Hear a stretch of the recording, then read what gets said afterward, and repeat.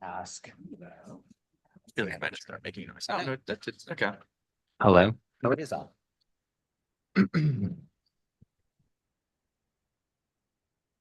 All right, if you could take your seats, we'll get started shortly.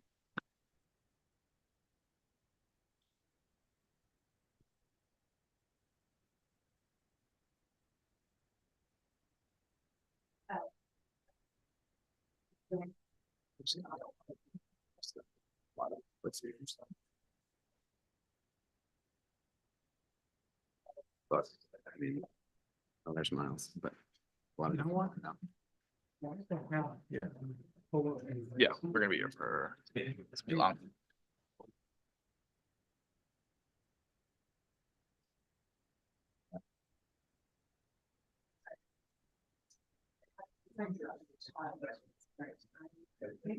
Sorry. What are we?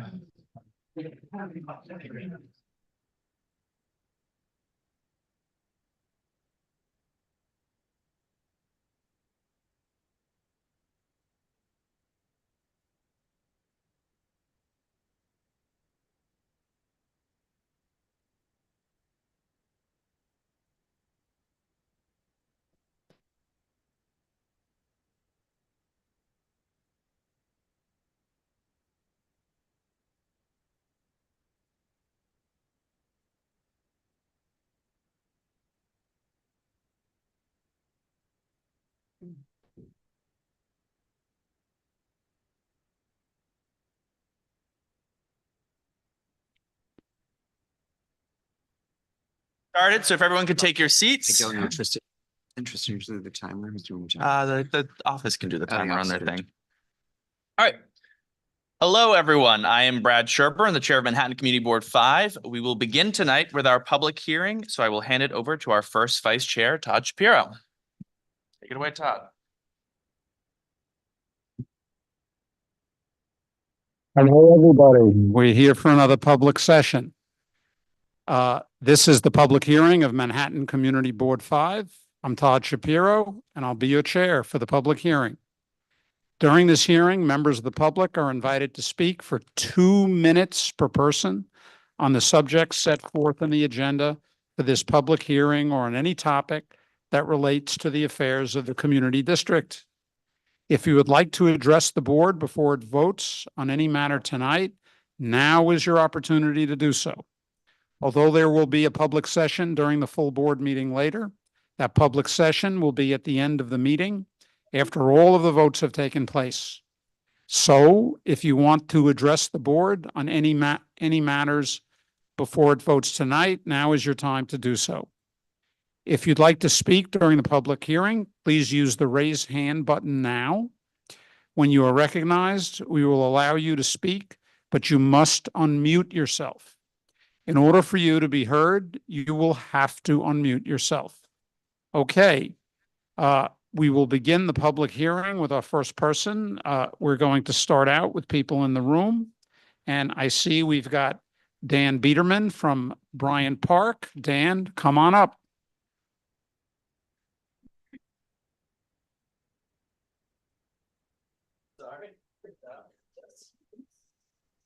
Hello, works.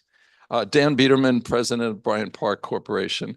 We had a wonderful long meeting at the PPS committee. They had intelligent questions about the subject of the occupant of the Bryant Park Grill, which is a key part of Bryant Park. As you've read in the newspapers, it is up for lease after a long run by the current occupant. We do not have a final decision on who that will be. That made it a little awkward with the committee, who would love to know where we're headed, but we don't know yet. So we explained many of the considerations under questioning by the committee that have gone into our thoughts about who the next occupant should be. I said to your able chairman, Libby Hutton, that we would be back. I said January. It may be February instead, because we're still working on the final details of the lease, and we don't want to make any announcement on that until the lease is final. So thank you for all the time we occupied of your meeting the other night, which was over 4 hours.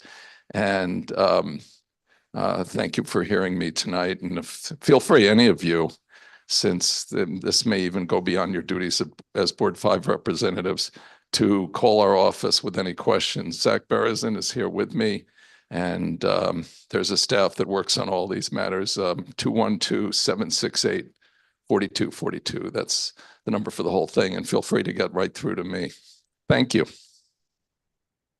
Okay, thank you, Dan. Moving right along, we've got Jane Rossman on site. Jane, come on up. Let's hear what you have to say.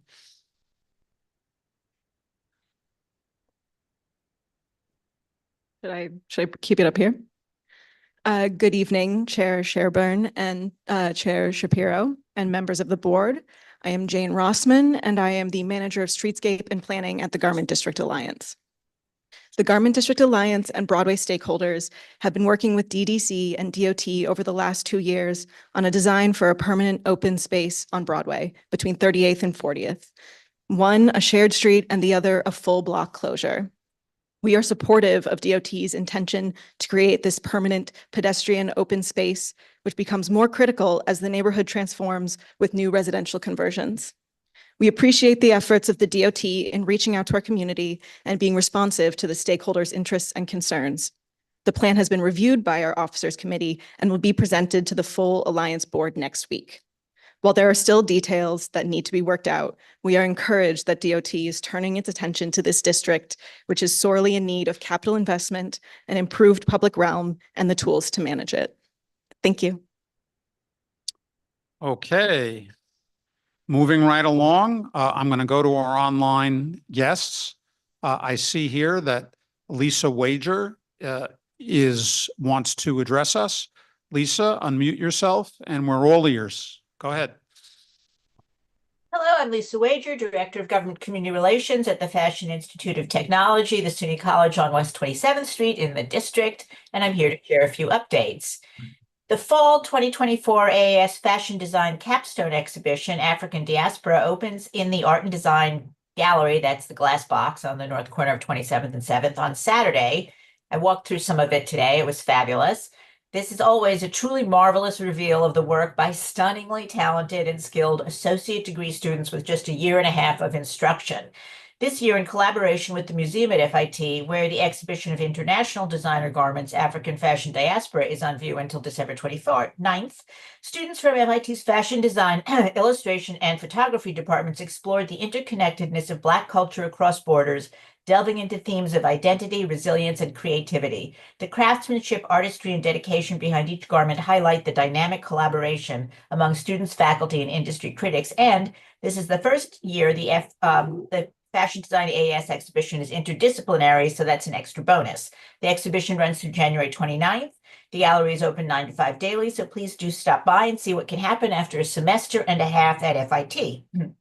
Just a fun note, the FIT Tigers women's cross-country team won first place among all Division III colleges in the NJCAA Region 15 cross-country championships. And you should know that head coach Howard Lindsay is a 3-time Olympian and has been nationally ranked in the top 10 in the 110 and 400 hurdles. FIT, not just fashion. And finally, the museum at FIT leads the list in yesterday's AP story titled, New York has scores of small, specialized, or quirky museums. Here are some highlights. And as of today, that story has over 100 pickups across the US and Canada.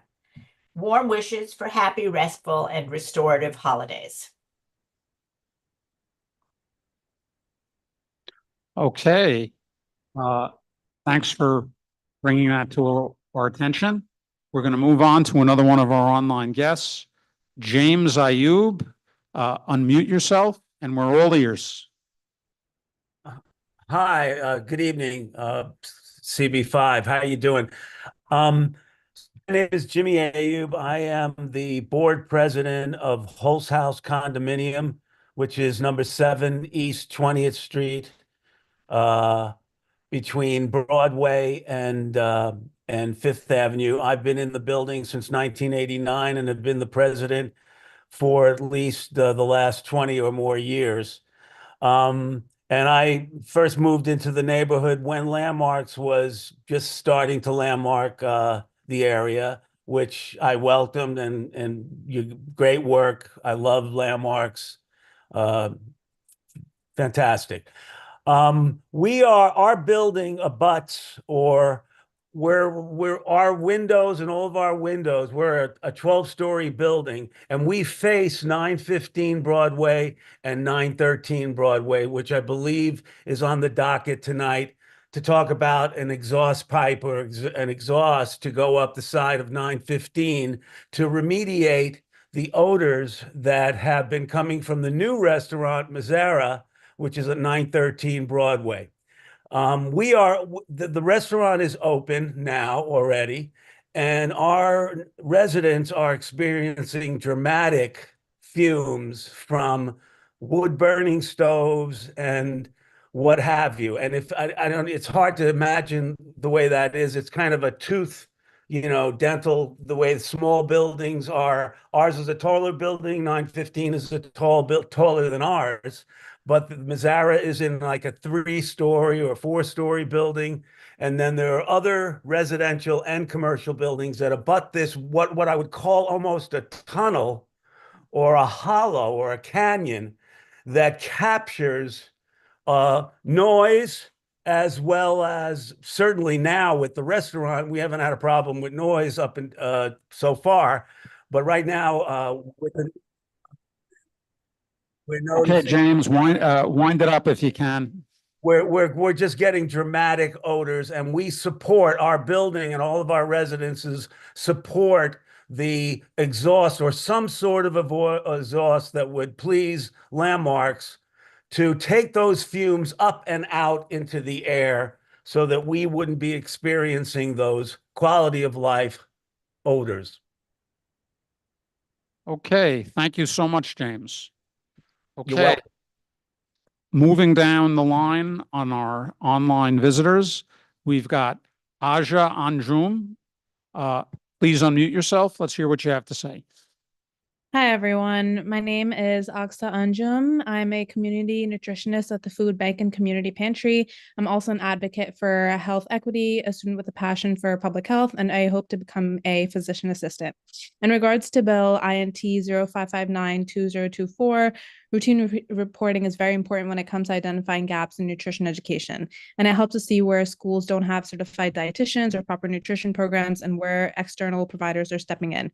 By breaking the data down by race, gender, and free or reduced priced lunch status, we can pinpoint disparities and focus our efforts on where they're needed the most.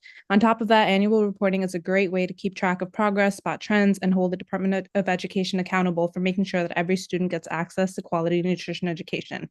The proposed legislation can have a big impact, and with better data in hand, we'll be able to improve and expand nutrition education programs across New York City schools. This means healthier eating habits for kids and a real chance to cut down on obesity and other diet-related health issues. Plus, having detailed demographic information ensures that we're addressing the needs of underserved communities, making nutrition education more equitable for more students. As students ourselves and as native New Yorkers, this is an issue that's close to our hearts. Thank you. Thank you, Asia. Okay, moving right along, we've got online, we've got Reza Rockman. Reza, let's hear what you have to say. Unmute yourself, please. Everyone, my name is Raisa Rahman, and I'm also a community nutritionist at Food Bank for New York City, here advocating for the same bill in 0559-2024, which requires annual reporting from the Department of Education on nutrition education in New York City schools. In my role, I deliver nutrition education workshops to the food insecure senior population, so I've seen firsthand how important nutrition education is for improving overall health.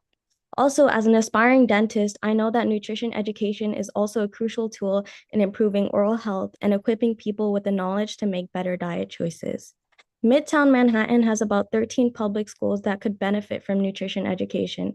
With proper reporting, we can ensure our students are receiving a quality nutrition education.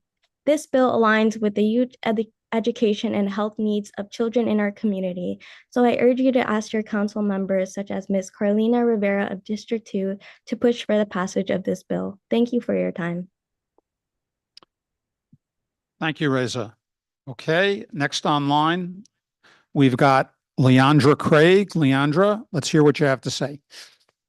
Unmute yourself, please. Yes. Hello, everyone. My name is Leandra Craig. I'm also a community nutritionist, following my colleagues at the Food Bank and Community Pantry, an ENT and an aspiring physician assistant.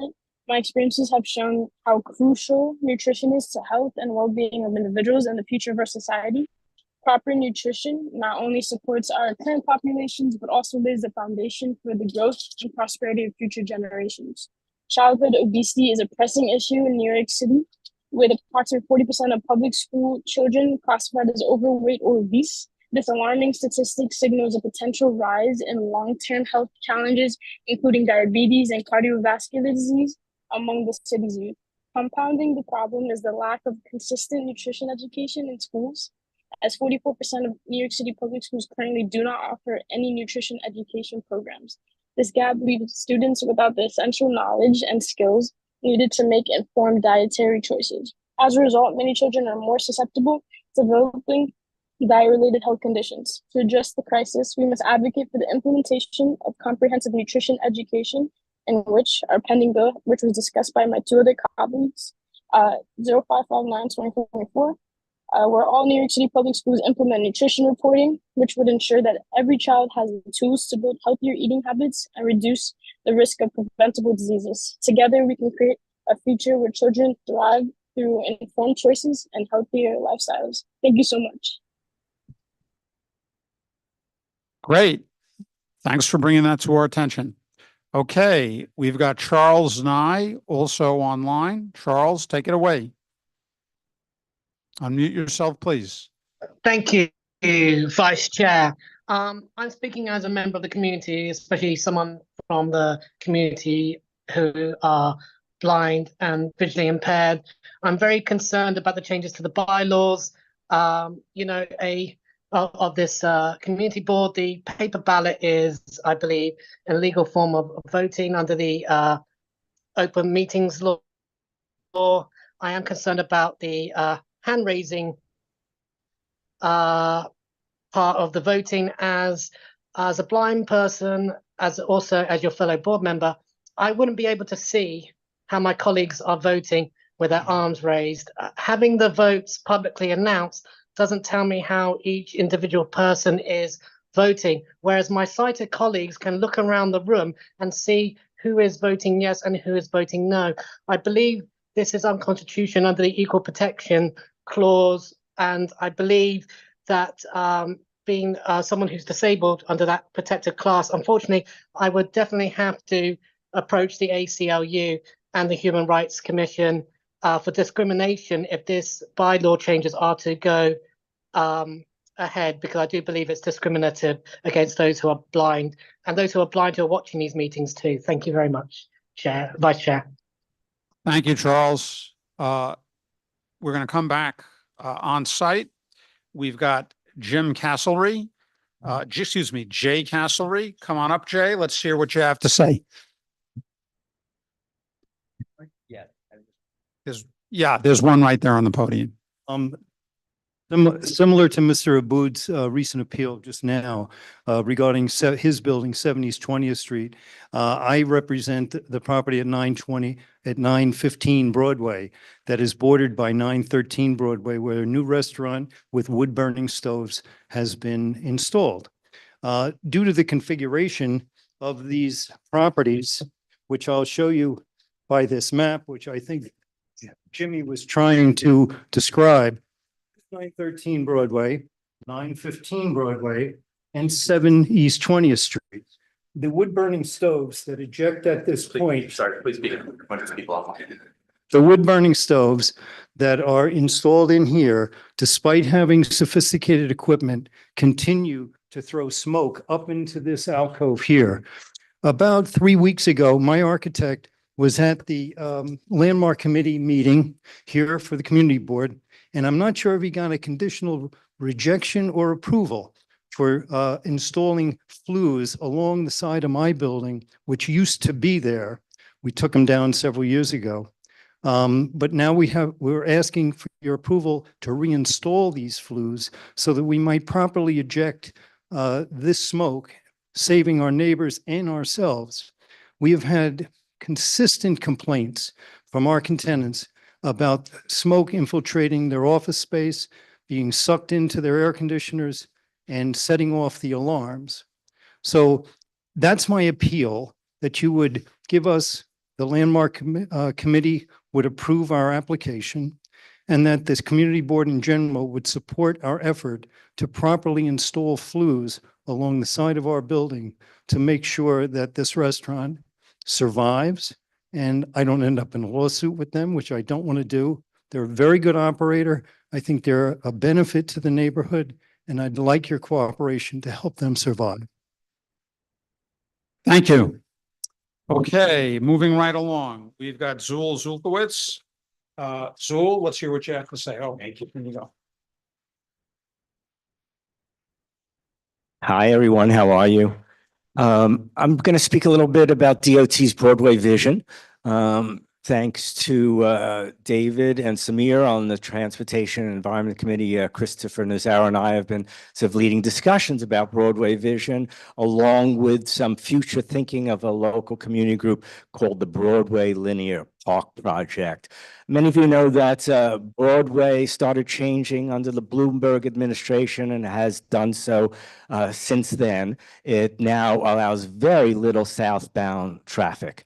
And the interest on the part of the DOT is to make it a mixed-use street, and it's starting to do so. So we've seen some great improvements there.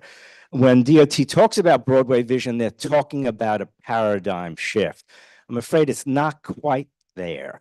What we're really looking at in some of what we've seen is lighter colored asphalt and concrete, trees and pots.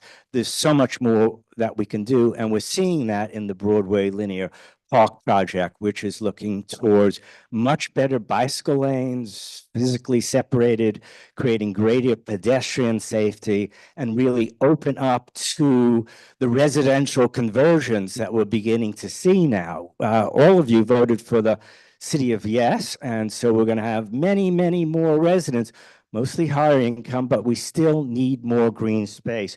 What I'm thinking of is, I don't know from Brad, but we'll talk if we're going to develop some kind of task force. We're going to have some kind of public hearings, but there's a possibility of having a true paradigm shift, not a makeover, but a paradigm shift. My friend Teokas in Ghost Source on his radio show always leads with a Lakota saying, there's a way to walk with Earth and a way not to walk with Earth. We choose the way of Earth. There's really a way that we can do that. We could have greater climate adaptability that we need, and everybody knows that we need, and there is federal funding for that. There's so much more that we could do with Broadway, and so I'm proposing, and of course we have to speak to many different groups to make this happen. Let's think about Manhattanway. Thank you, Zul. Just checking. I think we're done with the online people. I don't see any more people on site. So with that, I'm going to turn the show back over to Brad. Thank you, Todd. All right. I will now call to order the full board meeting of Manhattan Community Board 5. I am Brad Sherburne, the chair. We will start our full board meeting by hearing from the elected officials that are in attendance and wish to address the board. The elected officials will be followed by any representatives of other electeds who may report to the board for 2 minutes each. The board then enters into its business session, which consists of a roll call vote to accept the November minutes, the chair's report, committee reports, the bylaw committee working group report, and each of those comes with a question and comment period and voting, and then we will follow with new business. Lastly, we will conduct a public session for those who would like to address the board on any item that was not covered during the meeting and that they did not speak to the board about during the public hearing, followed by adjournment. I will start this evening calling on elected officials, and I see Assemblymember Epstein is with us, so please.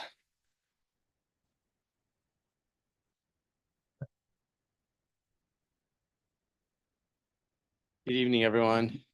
Glad to be back here. Easier space to find than others that you've been at lately. So I want to wish everyone happy holidays. Hope people get some time to decompress. It's been a busy year, 2024, a little chaotic, and hopefully all look forward to a better and maybe a little less, but I doubt it, stressful 2025. Just a heads up, I met with your new chair maybe a week, 2 weeks, a month. 1 week ago, sometime recently. Just talk about issues going on the board. If there are things that you need us to know about, I'm happy to hear from you all. Obviously, this is a collaborative effort.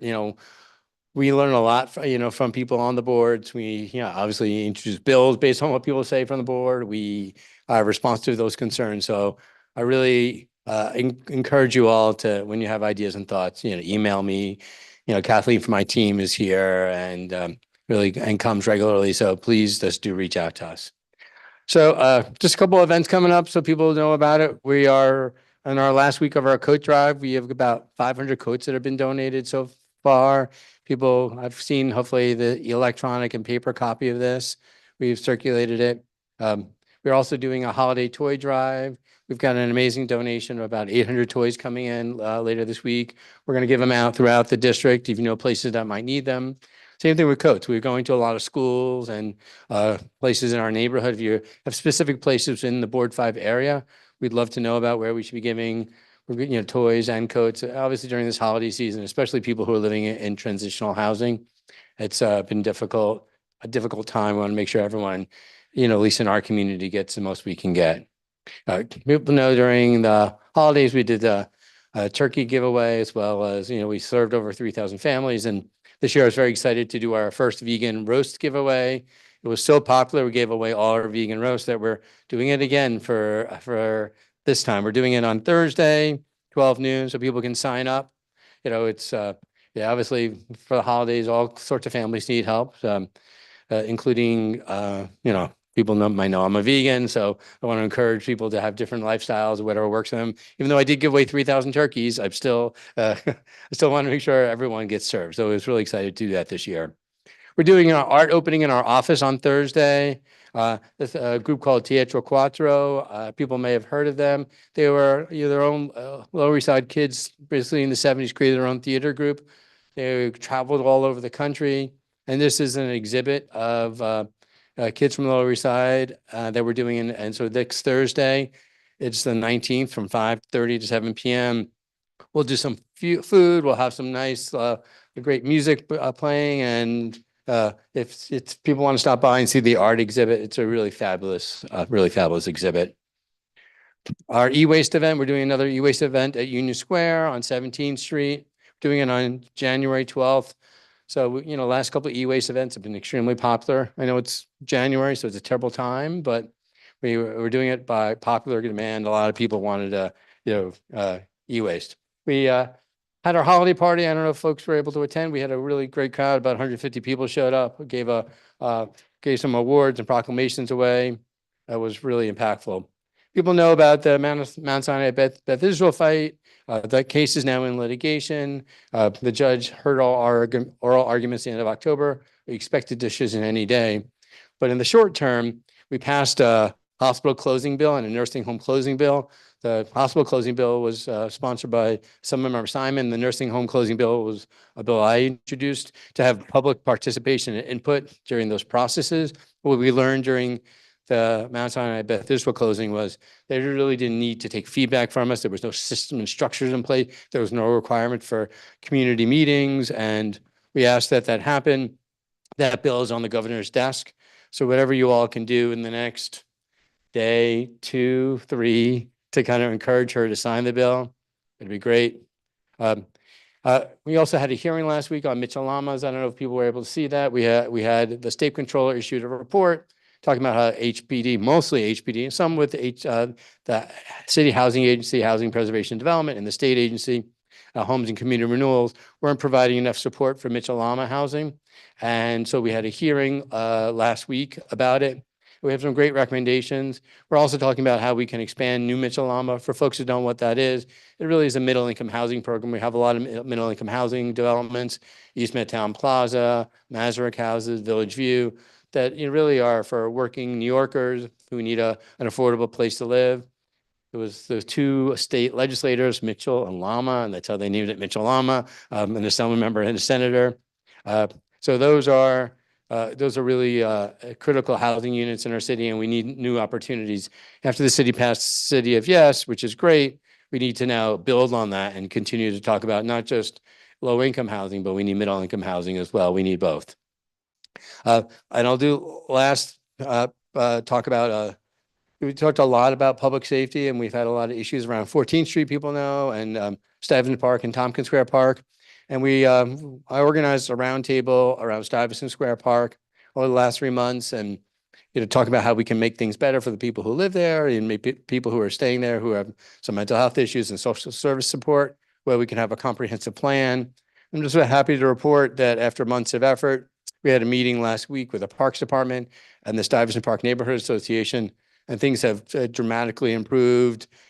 So I just want to say, when we hear things like that happening, when we can bring an interagency task force together and bring people together to try to solve a problem, if we really put our time and energy in and are committed to that, it can get resolved. So I think these are examples of things that we can do when we make government work well for us. Because sometimes the answer for someone is arresting them. Sometimes the answer really is getting them the mental health support that they need. And if you have all the agencies at the table, you have the Parks Department there, you have the Police Department there, you have the DA's office there, you have Bellevue there, you have Goddard there, you have sanitation there, all these agencies who have different pieces of the puzzle, when they all come together and they each take the responsibility for their piece, and we can do a comprehensive plan, DHS, the Department of Home Services, and we have all of them together, we can really make a difference. So I really think this is a really good lesson for all of us about how we can ensure that, when there's struggles, and no one wants to see someone struggling with mental health issues. We know 3 weeks ago, the person who stabbed 3 people, 1 in Chelsea and 2 on the East Side, that person clearly had a mental health issue. He was arrested. He was kept on bail. He went to Rikers. At Rikers, they put him in a mental health ward. Unfortunately, Rikers released him early. They released him to the street, to the Bellevue Men's Shelter on 30th Street. And then he went to Bellevue to get help. Bellevue then again released him. And then within a month of being back in New York, he stabbed 3 people and killed them. That's a failure of our system. That's a failure of New Yorkers failing New Yorkers. And those are the scary moments for all of us. We have to fix this problem. And this isn't a problem. And people talk a lot about like things that need to be fixed. This is a local problem. This is a Rikers problem, not keeping people because they need they need to be involuntarily committed. It is a Bellevue problem requiring involuntary commitment. Those are existing systems within the law that we need to fix. And I'm really committed to trying to make sure these fixes happen. And sorry, I'm on my soapbox a little, but this is something that 2025, we really need to fix this problem. And I'm sorry it took so much time. All right. Thank you, Assembly Member. And yeah, we'll take 2 questions, up to 2 questions. Go ahead, David. You can do 2 to yourself, or does it have to be 2 people? No, I want to keep us moving. No, if people online have to hear you. Yeah. You want this one?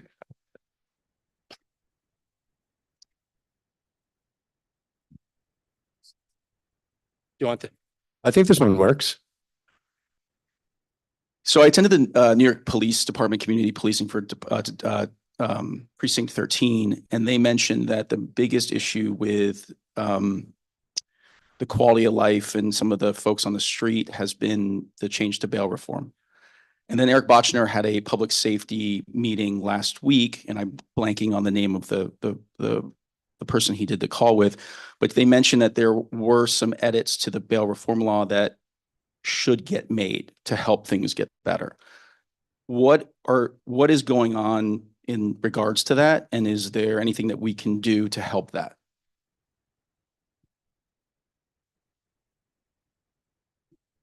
Yeah, so Eric's a good friend, and I support the people at the 13th because I go to their precinct council meetings all the time.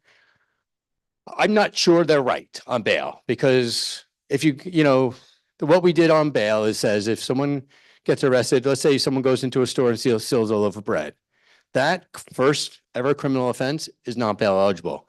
But if you do it twice, or you do in the context of a group event, those are bail eligible. Any violent offenses are all bail eligible. So it's not, I don't think it's a bail issue, honestly. I think that's not the problem. I think there's a problem with the court system. I think there's a problem that we judges aren't processing cases quick enough, that people who are charged are not going to trial. I think that's a huge problem. So we need to figure out what to do with the backlog. Now, Alex talks about his bill about bringing more Supreme Court judges. That's a fix because it takes 9 months to get someone from arrest to either trial if people don't plead. That backlog is a serious issue. I would love to hear what those issues are on bail, but I've been doing this a while and I just don't know. When they say the tweaks, I haven't heard a tweak that makes sense in this context, because what we did in 20, 21, and 22 were the tweaks that we're talking about here that people on the DAs associations around the state have said have fixed it. Now, there are concerns from the DAs around discovery, very different. They feel like it's a burdensome, there's a cost burden on discovery, but we haven't heard that recently about bail. I've heard that from officers, but when we have a conversation, they don't have the what around bail. So they just say, oh, bail reform. And I think it's more complicated than that because I don't know exactly what they mean. So when I drill down, I don't get an answer. But I would love to know what people think specifically around bail, because I don't think what we've heard around the state is that we don't have any details of what that would actually look like. Thank you. Tom, go ahead.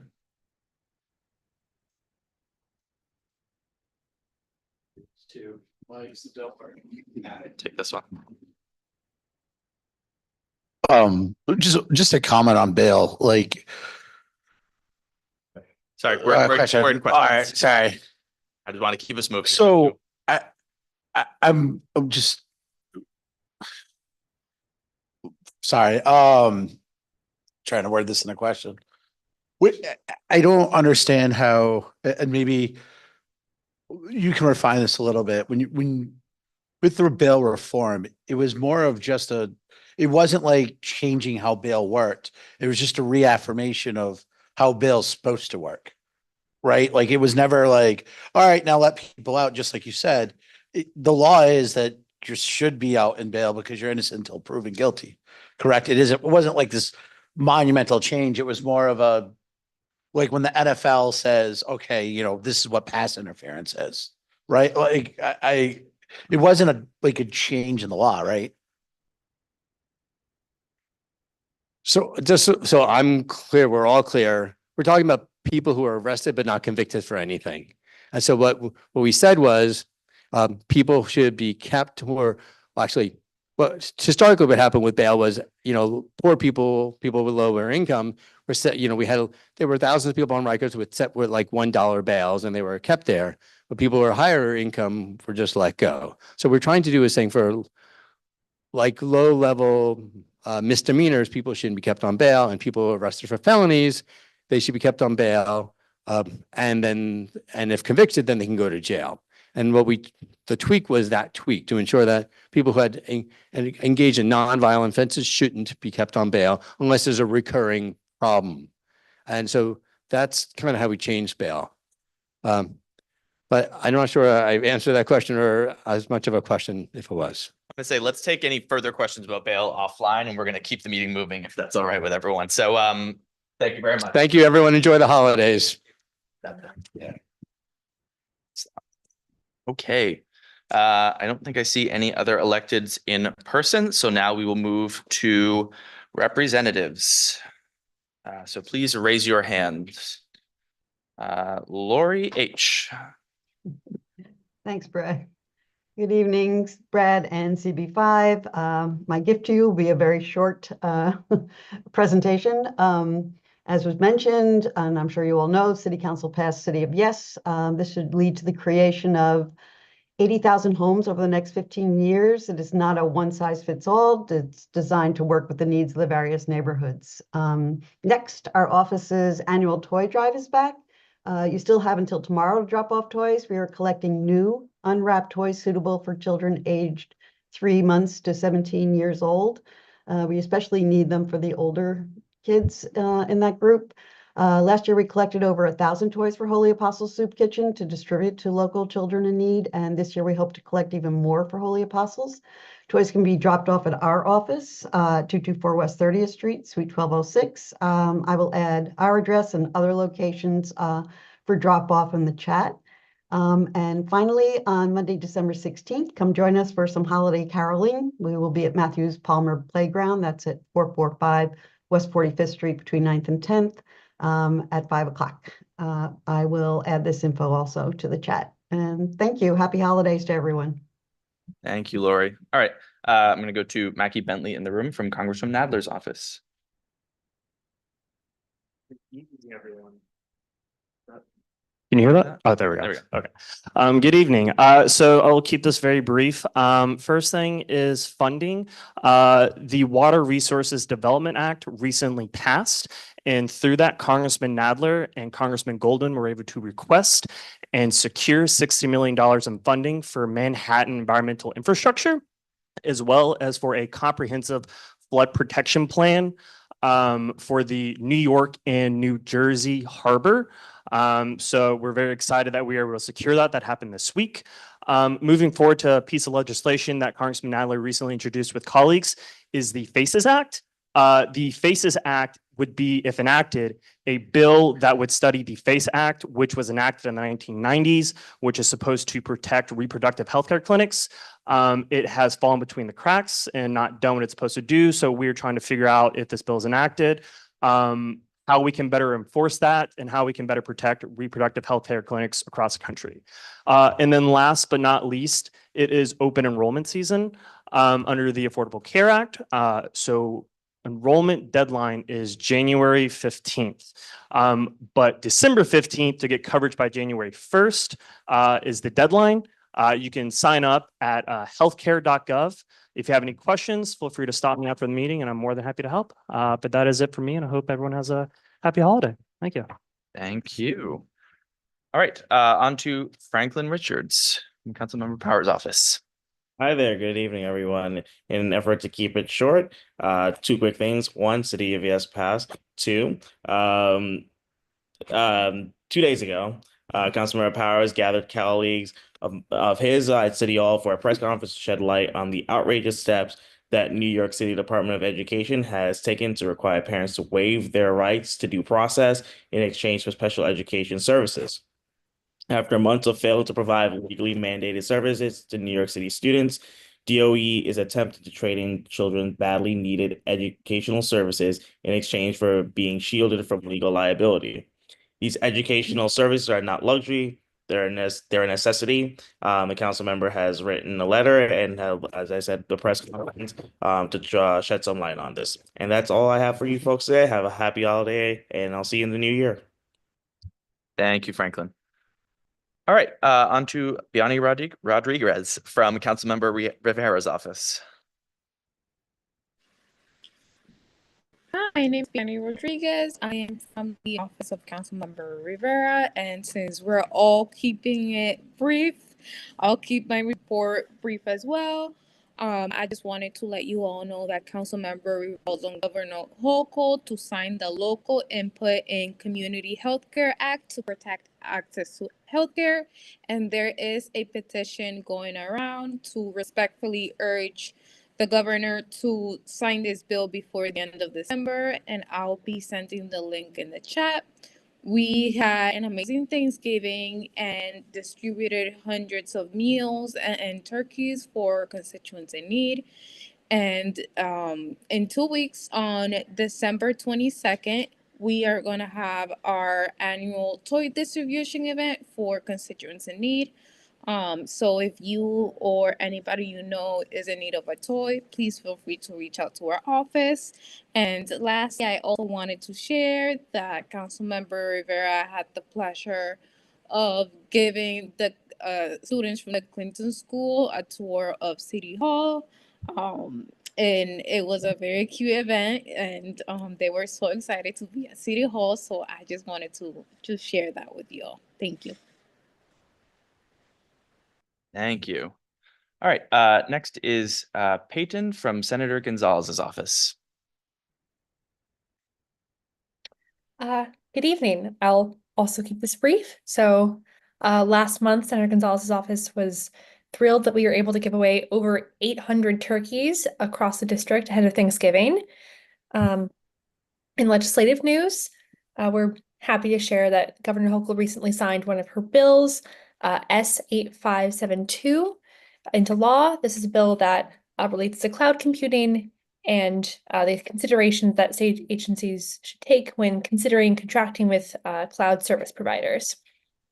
And also, with another legislative session coming up, we've got that also means we're getting ready to we're actively accepting budget requests. So if if your organization is based in Senate District 59 and you're interested in receiving funding, please reach out to our office and we'll happily give you the information to fill out.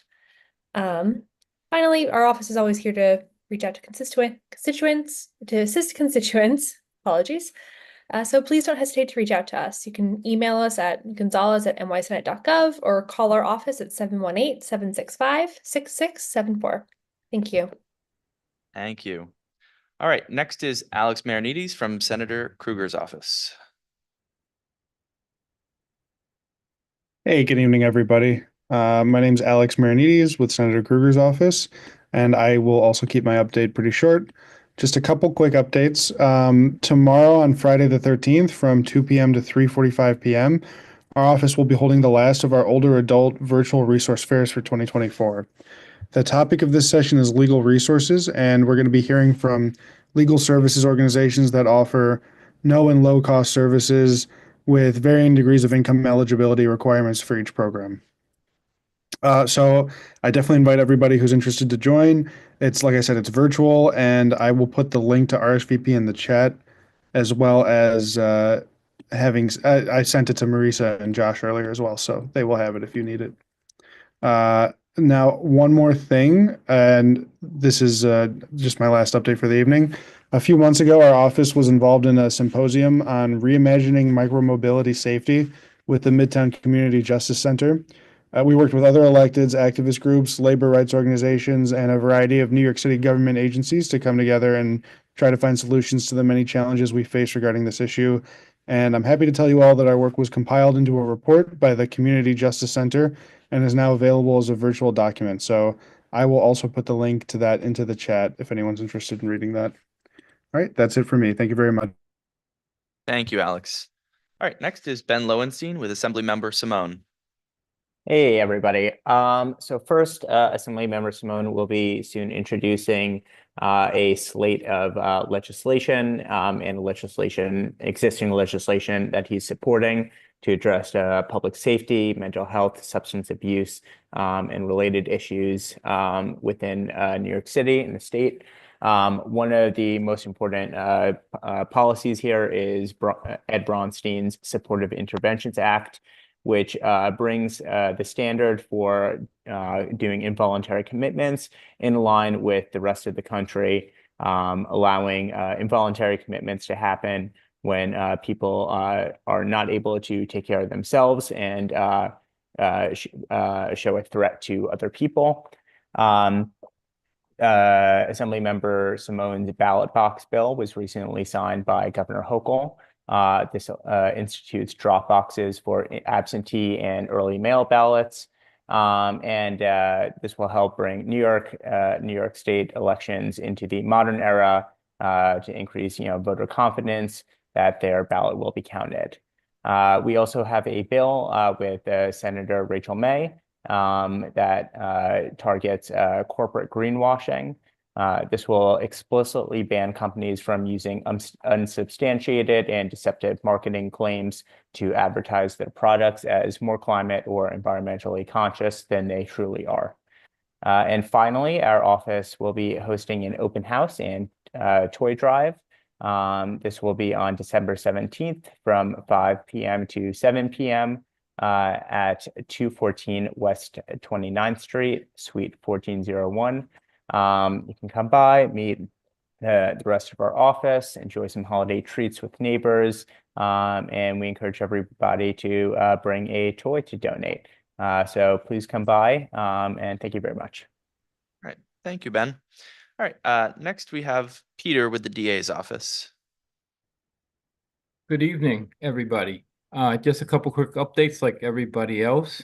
The first thing is the Manhattan District Attorney wants to bring everybody's attention to a tool that we're encouraging businesses to use to help us fight this high amount of retail theft. That's a trespass notice. This is a tool that, when applied properly, will help prosecutors beef up charges for people arrested for crimes of retail theft. Our office has been conducting 3 training sessions, and we will continue to hold training sessions for businesses as we move on. So any further questions, you can contact our office. Also want to highlight a recent editorial in the Daily News where the Manhattan District Attorney, the Manhattan Borough President, and Council Member Powers is urging the city to correct some rules so that scaffolding can be brought down in a way to fight crime.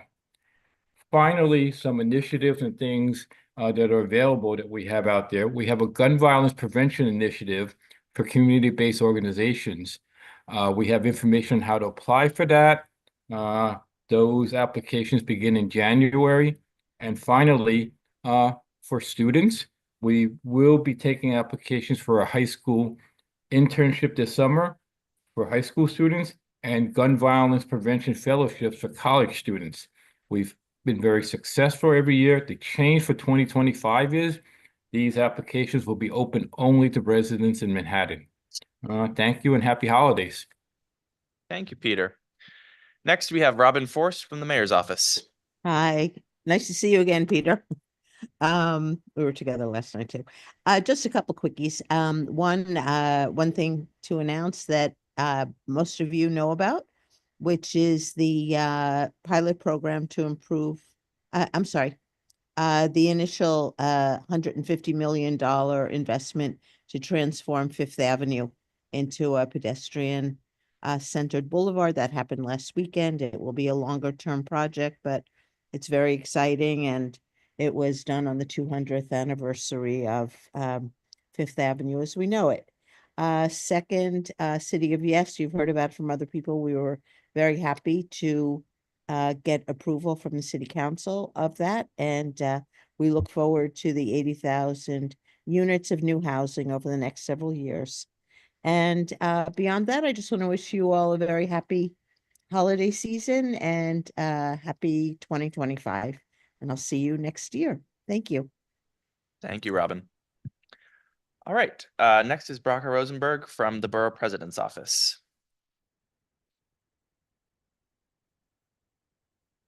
So sorry, my lighting is a little bit weird right now. Hi everybody, happy holiday season. And I will also try to keep it brief. I'll touch a little bit on something Peter mentioned in terms of the op-ed that the borough president, together with Manhattan DA Alvin Bragg and City Council member Keith Powers, they published it spotlighting the relationship between public safety and scaffolding on the city streets. Besides from not looking so nice, the sidewalk sheds, give us some very real concerns about crime, dangerous activity, perceived safety issues, and they can significantly affect neighborhood quality of life. The BP has collaborated with the City Council to introduce legislation to make it easier to complete work to get sheds down in a timely fashion, update the policy on facades of varying materials, and more. You can find the full op-ed on our website, and I highly recommend that you check that out. Separately, we've also been hosting a number of different sessions regarding capital funding. We had our last one was today, December 12th at 2 for nonprofit city agencies, but the recordings will be available on our website for that one, as well as one that we had for Manhattan Public Schools. And our budget unit walking attendees through how to craft the best possible application for capital funding for the fiscal year 2026. So if you're interested or know people that would be interested, those will be available on our website shortly. We also have a Manhattan Future Leaders Fellowship. So thank you to everyone who helped us get the word out. We had a huge number of applicants, so I'm very excited about the incoming cohort, and we'll be excited to share that with you as well. We also hosted a Get Involved in Local Government webinar for just as a kind of a primer for anyone looking to get involved at the local level in government. So obviously those on the community board already know about community boards, but many other people don't, or don't know about the other options, community education, other councils, and advisory boards. So we had a webinar, and that will be also available on our website. All right, thank you, Braca. And I think finally we have Anna Myers from Assemblymember Boris's office. All right, lucky last. So we are excited to say that last month the governor signed in 3 of the Assembly members' bills. One of those was replacing a Prejudice Term Act, which removes the inaccurate term Kung Fu Star and replaces it with respectful terms such as throwing stars. The Cloud Computing Act, this bill promotes faster and more efficient government services by encouraging state agencies to adopt cloud technology. And the Stop Civil Discrimination Act, which this bill ensures that discriminatory and racist terms are no longer used in court summons. And moving into next year, the Assembly member has his State of the District on January 26th, which everybody is invited to attend. This will be finished and wrapped before the championships for the NFL, so you will be home in time for the sports. Doors open at 12 p.m. We'll begin on time at 1 p.m. and it'll be at the High School of Art and Design. There is a website, but to keep it quick tonight, you can reserve a ticket through our office at 212-605-0937. And we hope everybody has a great holiday and a great new year. All right. Thank you, Anna.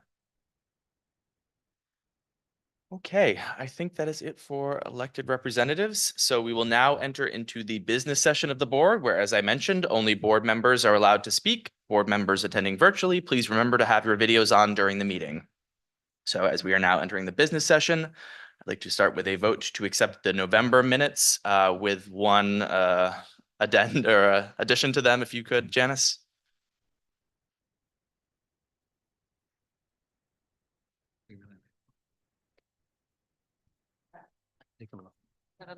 Oh, perfect. Thank you. Okay, there's one correction to the SLAP resolution. So the resolved clause should read that resolved that in furtherance of the foregoing, Community Board 5 hereby adopts the review process for dining out applications as discussed herein. Thank you. Okay, so the minutes with that correction that Janice just mentioned, could we please have a motion? All right, let's take that to a vote. Okay. Hi, everybody. 80s. Sorry, where are you? Oh, I didn't see him back there. Okay. Bolokar. Borden. Chu. Dalal. Ellington. Frizz. Garcia. Goshow. Yes. Greeley. Haas. Hayter. Harris. Hirschberg. Hutton. Kabak. Yes. Kerwin. Yes. Lavingia. Marks. McCall. Mijatovic. Miller. Nazaro. I'm a yes. Nye.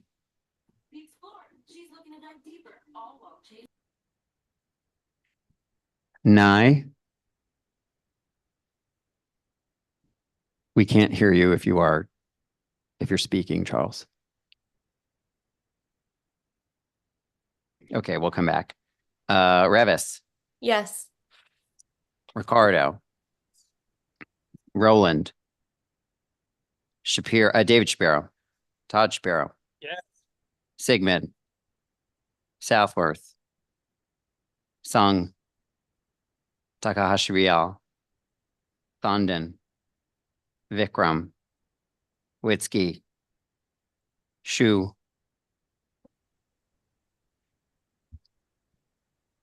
Zona.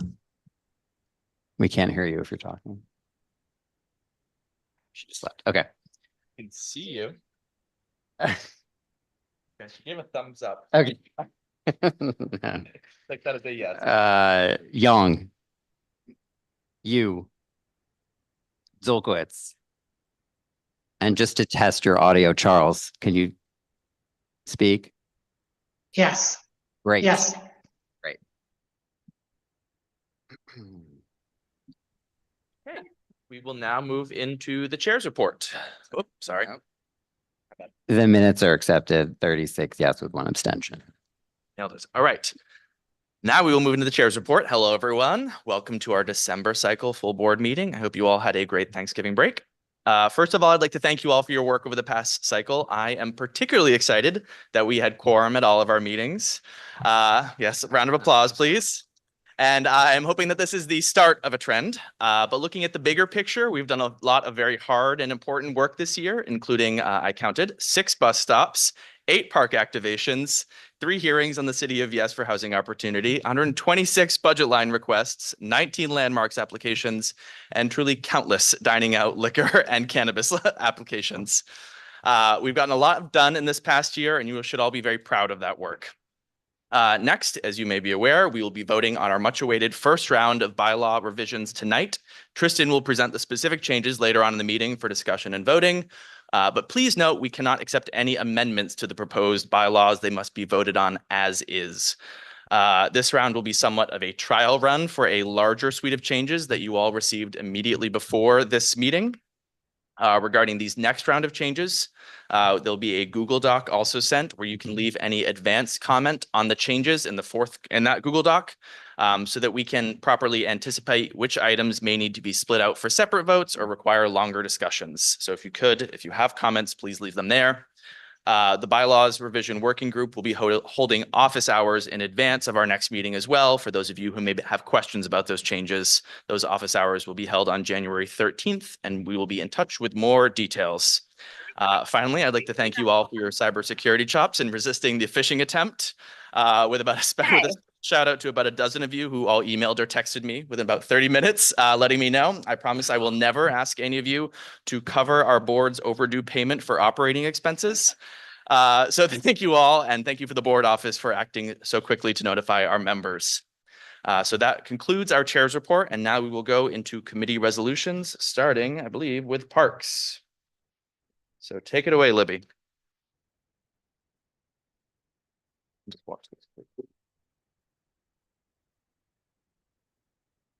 Hi, everyone. So the Parks Committee heard two different I guess matters on our agenda. Can I have both items bundled and deemed read? So deemed. Thank you. So our first agenda item was an activation. It actually happened yesterday, but as is the practice for the Parks Committee, because the activation happened after our committee meeting, but prior to this meeting, we tend to hear those applicants for the activations so that we can provide comments and commit. It was a Department of Wonder activation on behalf of Godiva Chocolate. It was in Herald Square, the area parallel to 6th Avenue. It was a one-day activation distributing approximately 7,000 prepackaged Godiva chocolates by 17 staff members. They had sanitation services. There was no amplified sound. Event signage was great. Our only concerns were really about the video permissions, and the committee pushed, as it frequently does, for signed waivers if people's likeness was going to be used in an advertising campaign in the future. And we were also concerned about crowd and pathway management and the bike lane that's right there because it really took over all of Herald Square. But we supported the event, and we are on record as saying that we really like chocolate. Any conflicts? Any questions? Any comments? Okay, next one. Okay, so the next one, we heard, as some of you heard during our public session, that Dan Biederman came from the Bryant Park Corporation, and we heard about their ongoing process to select a new operator for the main terrace concession, which is currently operated by the Bryant Park Grill. The lease expires in 2023 in May, or 2025 in May, and the committee was very much appreciative and acknowledged Bryant Park's exceptional stewardship in transforming Bryant Park into this globally recognized space. And we really discussed the importance of maintaining the accessibility, affordability, and integration with the public programming of the park in this restaurant's sort of next phase. Because the operator hasn't been chosen yet and it hasn't been finalized, the committee felt it really couldn't offer our definitive statement. And so Bryant Park committed during our meeting, our very lengthy meeting, to return with the chosen operator for further evaluation. But as they were there, we used the opportunity to discuss sort of the public interest. This is a public amenity and a public space. And the committee really discussed sort of the values of what we want to see in a public amenity, in a public park, and consistent with what the committee and the board has deemed in the past. Our main focus there was really on preserving the accessibility, affordability for park users of diverse means, ensuring the accessibility and the integration with the park more broadly. We also really had a lot of questions about the process and the transparency through that process and how they came to this decision during it. We also heard from many members of the public of the current restaurant, and they spoke very heartfelt messages about the current operator, and there were some questions raised about that process. But our final opinion will be made once we actually know who the operator is and once that is made public. Any conflicts? Any questions? Tom? It's closer to Fifth Ave, right? On 40th, the one hugging the library? Yes, it is next to the library. Correct. It is both the restaurant and then it is also the porch. They're technically two different RFPs, but they are together. It is farther out, within the park.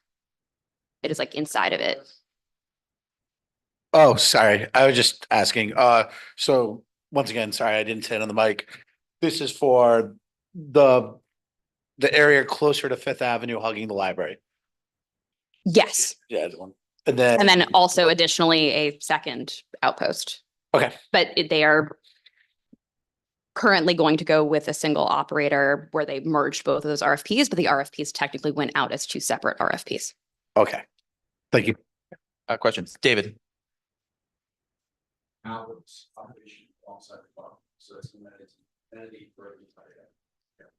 We did not actually discuss sort of the amenity for the entire day portion. The hours did not come up because we don't have the final operator. We didn't get into that level of nitty-gritty, but that is something that we will definitely take into consideration going forward.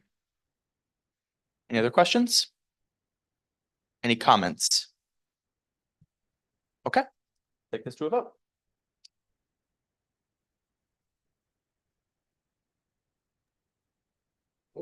What is the vote? What is the vote? And sorry, just to clarify, as I said before, this is a bundled vote for both of those resolutions for the Godiva Chocolate and the Bryant Park. So if you would like to vote differently on them, please indicate so, but otherwise just say yes or no. What is the vote for Bryant Park? It is in favor of the letter that is in the resolution package. Thank you. 80s. Borden. Chu. Dalal. Ellington. Briz. Goshow. Yes. Greeley. Haas. Harris. Hirschberg. Hutton. Yes. Kabak. Yes. Kerwin. Yes. Living, yeah. Mijatovic. Miller. Nazaro. Nodi Victor is yes. Nye. Yes. Revis. Yes. Ricardo. Roland. David Shapiro. Todd Shapiro. Yes. Sigmund. Southworth. Sung. Takahashi Real. Thondon. Vikram. Witsky. Shu. Yes. There she is. Young. Yu. Zolkowitz. They both pass 36 in favor with 1 abstention. Thank you. All right, now let's move on to T&E, and I think David, you're going to start, and then Samir will do the last two.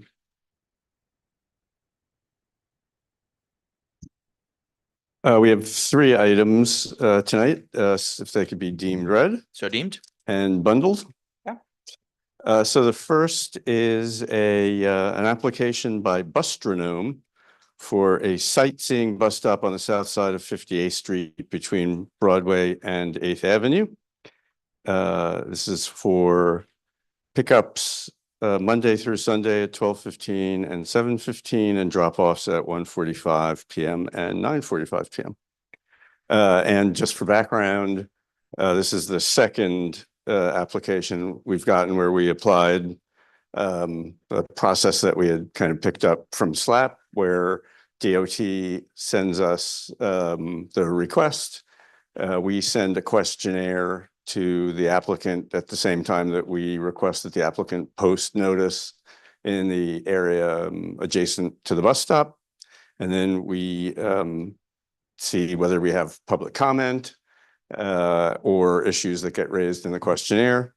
So in this case, there were no comments raised either by email or the committee meeting, and there were no issues from the questionnaire. We did incorporate representations that were made by the applicant in the questionnaire into the resolution.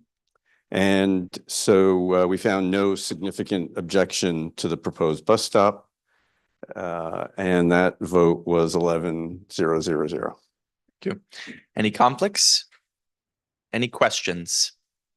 Any comments? Yeah, on to the next one.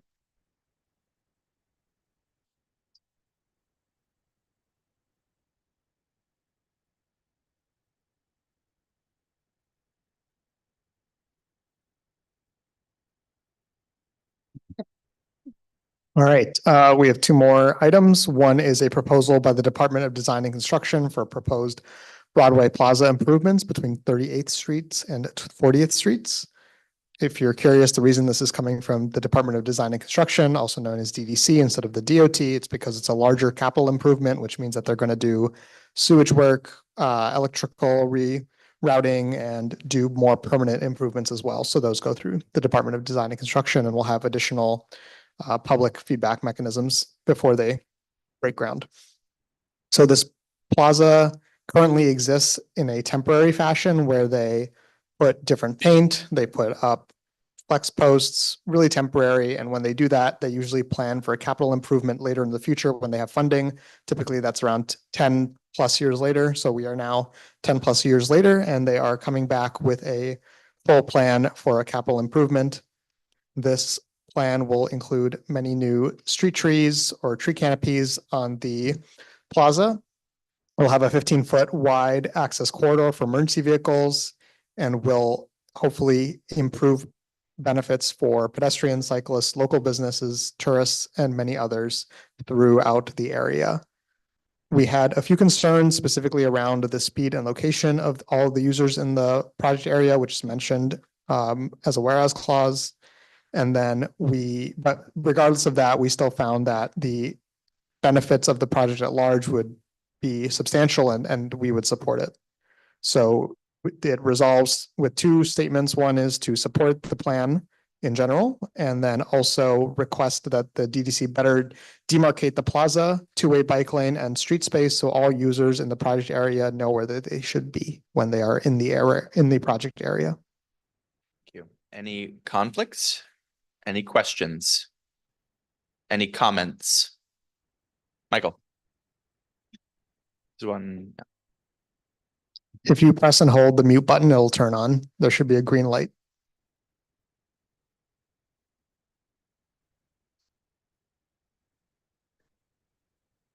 I just wanted to say why I voted against this. It's just because I believe the right way to phrase these things is deny unless, particularly because of the demarcation of the two-way bike lane and the danger of that. But the committee felt otherwise, so I'll be voting in favor and supporting it. Thank you, Michael. Any other comments? Okay, next vote. Great. So the second item that I'm talking about is a letter on potential 42nd Street improvements. Basically, we had a few conversations with the chairs of the relevant committees in CB4 and CB6, and they wanted to work together to express interest in a larger 42nd Street busway and sidewalk widening project. The DOT, as part of congestion pricing, has this program called Connecting the Core. So they're focusing on 34th Street in our district, and I'm sure we'll hear more about that soon. But we wanted to make sure that 42nd Street wasn't left behind. It is a very important corridor with Grand Central, the West Side Highway, the park on the west side, Bryant Park, and many other amenities. And we wanted to basically write a letter asking the DOT to consider a busway and a sidewalk widening on 42nd Street to accommodate the area's significant pedestrian traffic. This resolution or letter was written alongside those other CBs, as I mentioned, and CB6 passed it at their full board meeting, I believe, yesterday.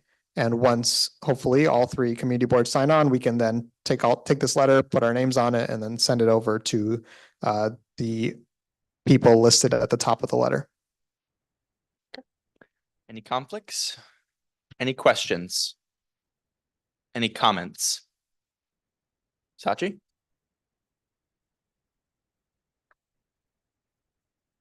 Testing. Okay. I just think it's really exciting that we're working with other community boards to proactively say something that we're excited about seeing in our neighborhoods. And I think it's really well informed by the traffic that we see on 42nd Street and how busy it is.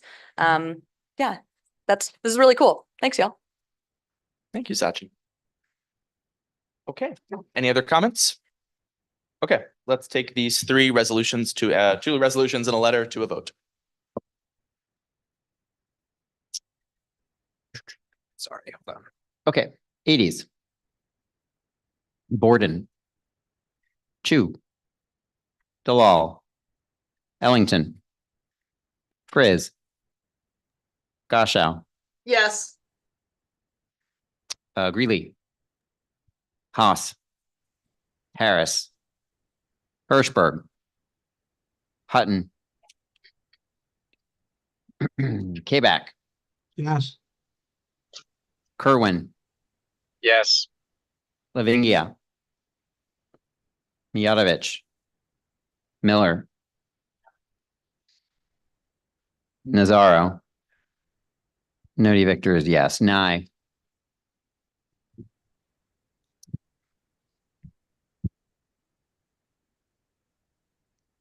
Okay. Revis, Yes. Ricardo, Roland, David Shapiro, Todd Shapiro, Yes. Sigmund, Southworth, Sung, Takahashi Real, Bandhan, Vikram, Witzke, Shu, Yes.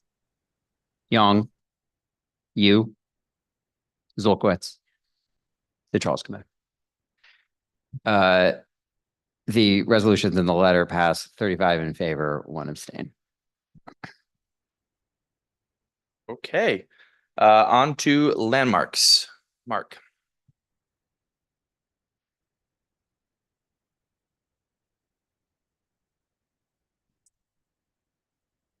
Hello, everyone. Thank you. And I also want to echo quickly Brad's comments about the quorum. I really appreciate everyone on the committee who showed up the Tuesday before Thanksgiving to hear 5 applications. So thank you very much. So can I have them all deemed read and then bundled? So deemed. Okay. Are you sure you want to bundle all 5 of them? People can still vote. It's just less efficient if we have. Pretty complicated. Okay. People are like, no, I'm going to bundle those 3 and then. Okay. Yeah, we'll bundle. And which 2? The 16th Street and the Broadway one? Yeah, 915 Broadway and. Okay. 16th. Yeah, we can do that if it's easier for you. Yeah. Yeah. So you're gonna take those 2 out of the bundle. Yep. Okay. So we'll start with the 3 that are bundled. Yep. Yeah. So we'll start with, I guess we'll go with Rockefeller Center. So this is 30 Rockefeller Plaza. The changes here, there were 3 ones. So the first one is changing the signage, which is currently neon signage to LED signage, the lettering specifically. And it's the same molding, same shape and everything. It's just changing it from neon to LED. And the applicant presented precedent for that at that building. The second change was changing top of the rock, changing the observation deck lettering signage to top of the rock. And then the third one was actually putting the address 30 Rockefeller Plaza onto the marquee. Because right now the only address for the building is in the marble etching on the 6th Avenue facade. And apparently some people have difficulty finding 30 Rock. So the committee approved that resolution unanimously. Does anyone? Are there any conflicts? Any questions? Any comments? Samir. This is just a general comment about all the landmarks resolutions, but I appreciated that they were all very short and easy to read. So thank you. I should strive for shorter resolutions. I can't take credit for that. That's everyone who wrote them. Thank you. Any other comments? Okay, on to the next one. Okay.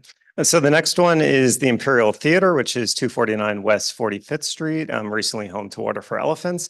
They had a lot of changes there, but the main one is actually replicating what they did recently with the Court Theater, which is now the James Earl Jones, where they have a sliver of real estate next to the theater that they want to take over and turn into an annex. And within that annex, they're going to have an escalator to allow handicapped individuals to access the mezzanine, and then also have some bathrooms to improve that and also reduce some of the congestion. The lobby of that theater is very narrow and it connects 45th Street to 46th Street. So the annex will expand that space and help with the congestion before and after shows. And then in addition to that, they also want to improve the basically repaint some of the inside of the theater to be consistent with the interior landmark status of it. And then also they want to put in new, I believe the term is sound and light locked doors on 46th Street. The current doors apparently allow in some noise that's distracting. So there's also some pedicab drivers who hang around there during the show blasting the Alicia Keys song. So the new doors will be helpful in keeping some of the light from the street out as well as the sound. So allow the people inside the theater to enjoy the show. And then also they want to replace some light fixtures. And then in the mezzanine, there is a non-original technical booth that was installed. There's someone before the show who climbs up there and is able to do whatever they do there. That's necessary for the management of the show. And what they want to do, they're willing to keep it, but they want to make it look like the rest of the theater. So they had some design elements which were in the presentation. And it looks like it's something that was there from the very beginning. And those are the main changes there. And it's pretty much very similar to the work that they did on the other side of Broadway at the Court, now the James Earl Jones Theater. Okay, sorry, thank you. Any conflicts? Any questions? Zool. Are we expecting comps from the Imperial Theater? Would be nice, but I mean, you could ask the Schubert organization for that. Yeah, let's not joke. Yeah, okay. Any other questions? Any comments? Okay. Okay. And the third resolution is for 50 West 23rd Street. Just as a reminder for everyone, we're hearing this, we heard it on behalf of the Landmarks Committee, not the Land Use Committee. This application involves the conversion of an office building to a residential space. And what they are trying to do is there's basically, although it's 50 West 23rd Street, it's actually two connected buildings. One's on 30 West 22nd Street and the other one's on 50 West 23rd Street. And what they're doing is they're basically cutting a courtyard into one of the buildings and taking that space and adding a story to the other building to allow for more residential use. And actually, as a result of these changes, the FAR is actually lower. And there were some light studies, the results of the light studies were presented, and it actually does not have an impact. It only really affects the building itself. And then the new building with the addition of the additional story is still within the 12 to 18 stories of like neighboring buildings. And we thought, and it's also set back. So the committee thought that it was an acceptable change and approved the application. Okay, thank you. Any conflicts? Any questions? Tom? I don't have the exact number. Are you asking what the term means or? Yeah, no, what does the term mean? I apologize. It's out. Area ratio when you're on land use. Yeah. Any other questions? Samir? How many additional homes are expected to be created from the conversion of the the commercial to the residential space? They gave that number, but I'm not sure. I don't recall what it is. It's I would need to check the presentation. It sounds like if I watch the recording, I should be able to find out. Yeah, Great. it's there. Okay. Any other questions? Comments? Okay, let's take these three to a vote. 80s. Borden. Chu. Sorry, just be patient with me. 3 is hard. Dalal. Ellington. Yeah. Second. Briz. Yes. Gashow. Yes.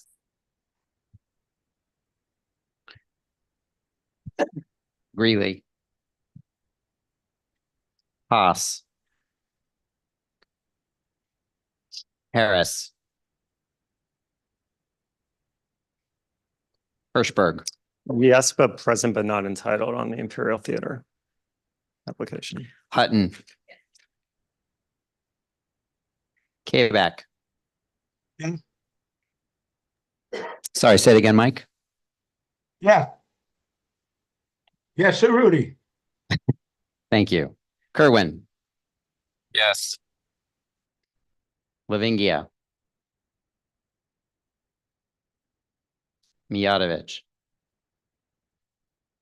Miller.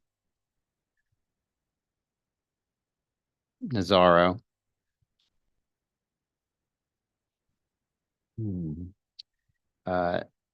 Nodia Victor is yes. Okay. Revis. Yes. Ricardo. Roland. David Shapiro. Todd Shapiro. Yes. Sigmund. Southworth. Thung. Takahashi Real. Condon. Vikram. Witzke. Shu. Yes. Young. Yu. Zolkowitz. Okay. So the first and third pass 35 yes and 1 abstention, and the second passes 34 with 1 abstention and 1 not entitled. Okay, thank you. All right, let's move on to the other two then. Okay, so the next application is from 21 West 16th Street. This is a Greek Revival row house. And basically there are some existing white wooden windows, and they wanted to, the applicant wanted to replace them with black aluminum clad windows. And the committee felt that the color and the materials were a material element of what made it a landmark. And so the committee denied the application. Okay, any conflicts? Any questions? Samir. I know that local law 97 is coming, and that has to do with, energy efficiency and all that. And if you don't comply, you get fined. Did the applicant say anything about how much they would expect to get fined if they're not able to do this improvement because of energy use reductions? I do not recall any mention of that during the presentation. So, Samir? And then just one quick question on the vote. So it was 10-5-1-0. I was curious if you could say the breakdown of how many of the 10 approve, or I guess the 5 oppose, were public members appointed by the chair of the board versus full board members picked and gone through the whole application process and vetting by the borough president. well, I have the votes right here. So the people who opposed were Ades, Miller, Shapiro, David Shapiro, that is, Takahashi Real and Witzke. Are any of those? They aren't. And so the public members were in favor, I believe, all of them, right? Yeah, I think so. Yeah. In favor of approving it. And they approved the denial. So the public members denied. Got it. Okay, so just to make sure I understand, so there were 10 members who approved the denial, so they voted yes. 5 of whom were public members. So if it was just full board members, then the resolution would not have passed as written because it would have been 5 and 5. Is that correct? That seems right, yeah. Right. Zool. This one's hard to get up.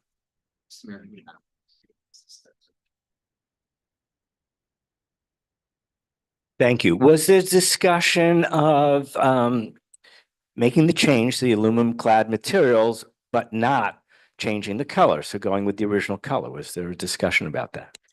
We discussed everything. And ultimately we felt that both elements were material. But had the applicant been willing to change to the original color, would that have changed the view of the committee? We didn't discuss modifications to the application with the applicant. Okay. Any other questions? Okay, any comments? David? Yeah, hi. Hello, can you hear me? So I was in this committee and I opposed this. I'm going to vote against this so that we can send it back to committee to find a compromise here. The applicant wasn't given the opportunity to. Is that on the solution? Is that on? Yeah. Can people online hear Hello? David? Hello? There it is. Okay. There you go. Barely. So the applicant wasn't really given the opportunity. Move it away from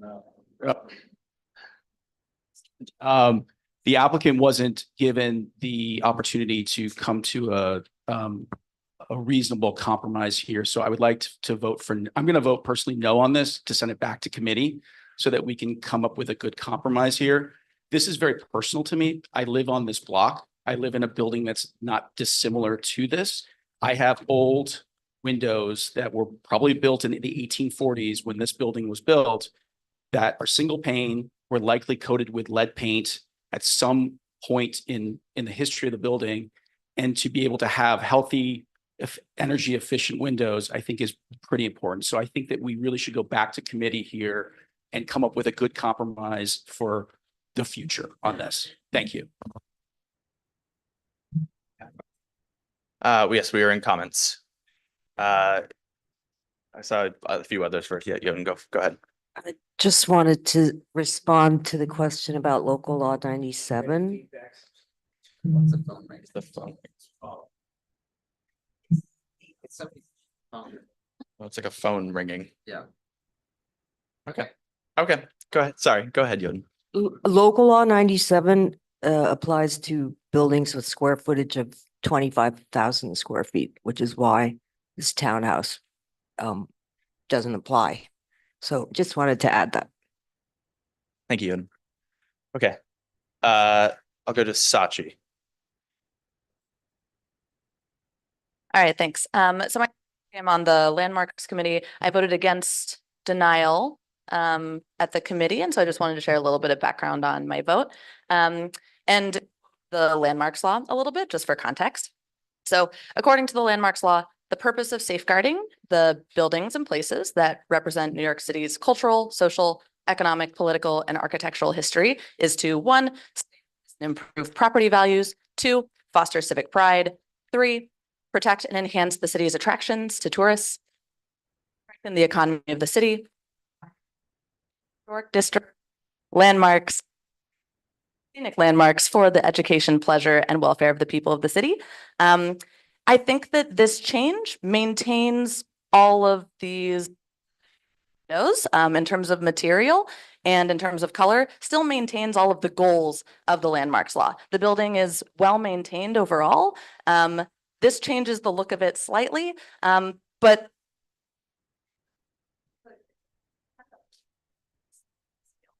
it's a balance. It's a balance between like that. Guys.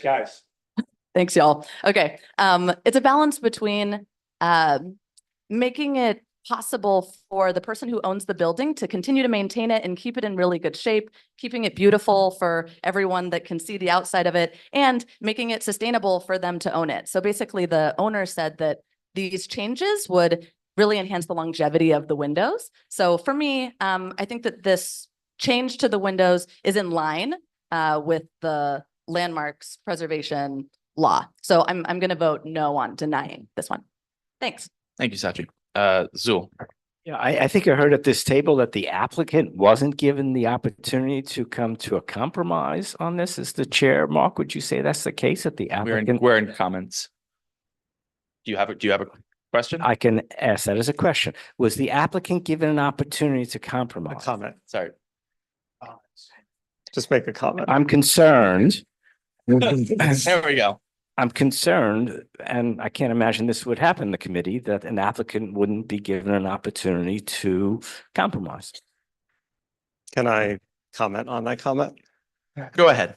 I do not think we have the ability to really negotiate with applicants. We need to rule on or decide, vote on the application that's presented before us. And we did have an opportunity to ask questions of the applicant, and many members of our committee did that. But ultimately, we need to decide upon the application that's presented.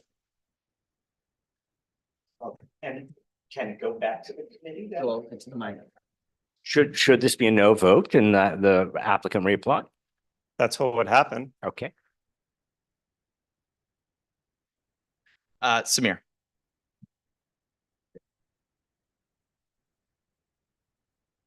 All right. I was originally planning to vote no on this, specifically because I think that we could have written a better resolution, or considered writing a different resolution where we would support it if they had, they painted it white and maybe put, what's it called, wood grain on it, so it looks like it's made out of wood, so that way we can get the energy efficiency and get the aesthetics. But unfortunately, that's not what was here. So if it was more similar to the other application where we said a deny unless, and we had those stipulations, I would have voted in favor.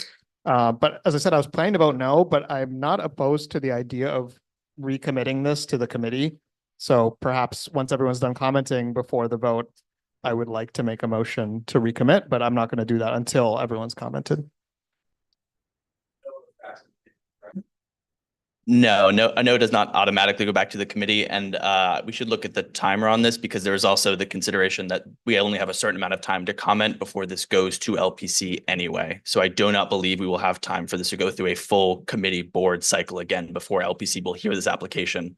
And this resolution is meant to be advice for LPC. So should we decide to not vote on this, there will just be no comment from, if we vote no on this denial, there will just be no comment from CB5. Rather than the opportunity to take a second bite at the apple. Okay, in that case, I plan to vote no. Okay. Sure. So the vote will be to, yes is to push to the denial. The committee said no is to. A vote yes. A vote yes is to agree with the committee, and a vote no is to disagree with the resolution from the committee. Yeah. Tony.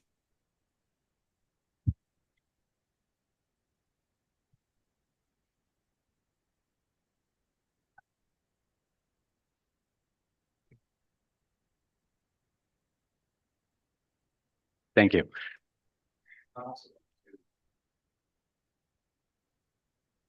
Like this. The landmarks law. There we go. So from the landmarks law, it does say new windows may be approved if they match the original or historic windows in terms of detail, material, operation, configuration, and finish. This block is a beautiful block largely because it's so historically intact. There's no doubt about it. It's beautiful. I think why it's also so popular. Good. I applaud the landlord for trying to make this building more energy efficient. They absolutely should. And I think there's absolutely a way to do that. Energy efficiency should be a priority, especially with our landmark buildings. We deal with single pane windows a lot when we talk about landmarks. We're learning to find a way to work with this to actually make the landmark viable still. Replacing the windows with double paned wood windows, painted white, would solve all these problems. It's very doable. The aluminum windows are cheaper and they're going to expire in 20 years. They're going to have to be replaced again. The wood windows are going to require some basic painting every couple of years. There is a way to become more energy efficient and a way to maintain basically the fabric and the integrity of the landmark itself to keep the street beautiful. And by the way, I'm one of the public members on the Landmarks Committee, a public member for 10 years on landmarks. So I've got a lot of experience with this. I love that this landlord is coming to us and hopefully going to do the right thing. And hopefully we keep seeing more of it and we set a good precedent here. Thank you, Tony. Any other comments? Okay, let's go for it. So I'm going to be voting no on this resolution. I totally respect and appreciate that the committee uses the lens of appropriateness through which to evaluate these applications. I do not think that requires me to use that same lens, and I use a larger aperture and think about what's best for the block, what's best for the landlord, all those things. And I would encourage others to think about taking a larger view and not simply using the standard that the committee has determined that it uses for itself. Thank you. Any other comments? Okay, let's take this to a vote.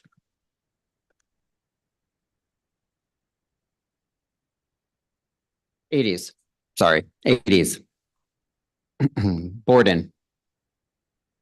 Sorry, speak louder. Chu. Dalal. Ellington. Frizz. Goshow. Yes. Greeley.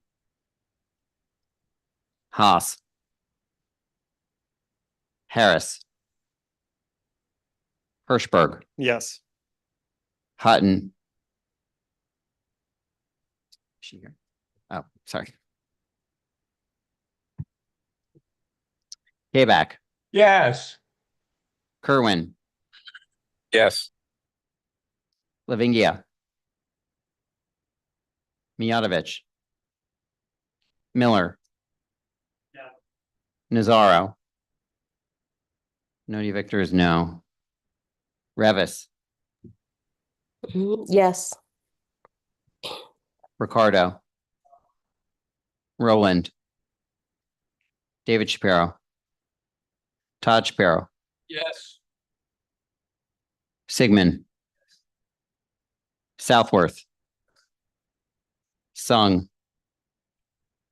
Takahashi Rial. Thunden. Vikram. Witzke. Shu. Yes. Young. Yu. Zolkowitz. Coming back to Chu.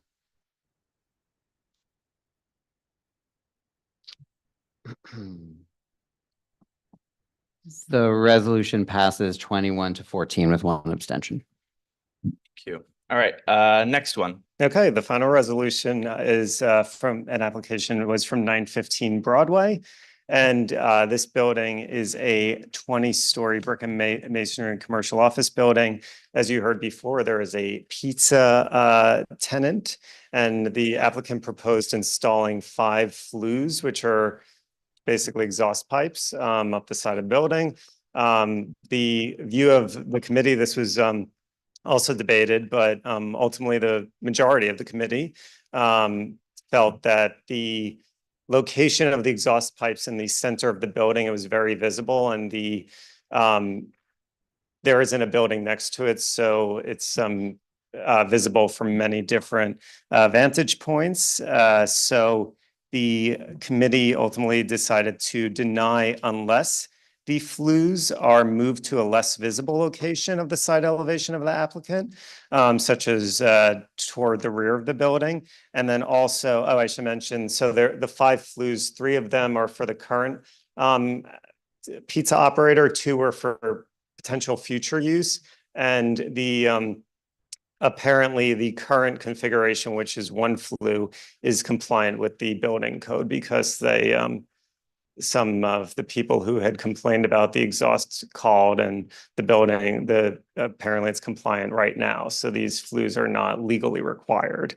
And so the committee was willing to allow 3 flues for the current use to be installed. Okay. Any conflicts? Any questions? Question? Yeah. The resolution for this sort of guesses at other locations that these could be put. Were those discussed? Like, are those actually viable locations, or are those just the committee sort of guessing about where they could go? The applicant did not opine on that during the. So we don't know if those are viable. Those are actually viable. Correct, although Okay. there is like a facade, so. Okay. Yeah. No, members of the public are not permitted to comment during business session. Question or comment? Question, well. Question. We're in questions. So do you have a question or a comment? Okay. Comments. David, go ahead. Yeah, the applicant wasn't, again, allowed to come to a compromise here. We've had in this meeting, a couple of folks from the public come here and talk that this is a problem. We're trying to solve it and there should be a compromise. And I think this again should go back to the committee so that we can come up with the members of the public and the folks who live in this neighborhood to actually comment on this. Comments? Sachi?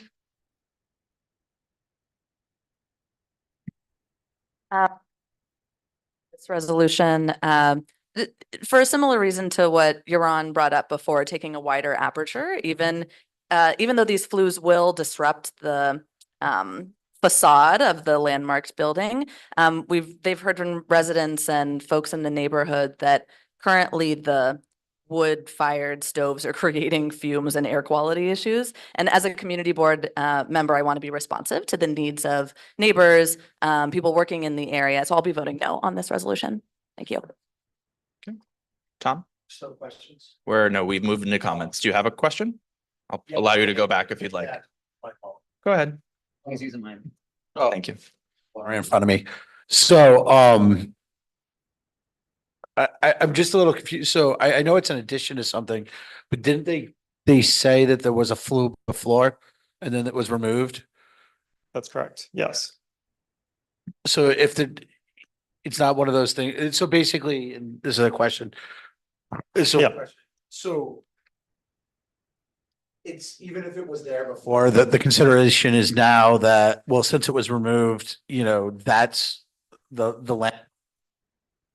I'm just confused. So Something it's that's kind my of- understanding that the landmarking, basically the snapshot in history is from the designation report. And I do not believe it was there when it was officially landmarked, and then it may have been added later and then removed.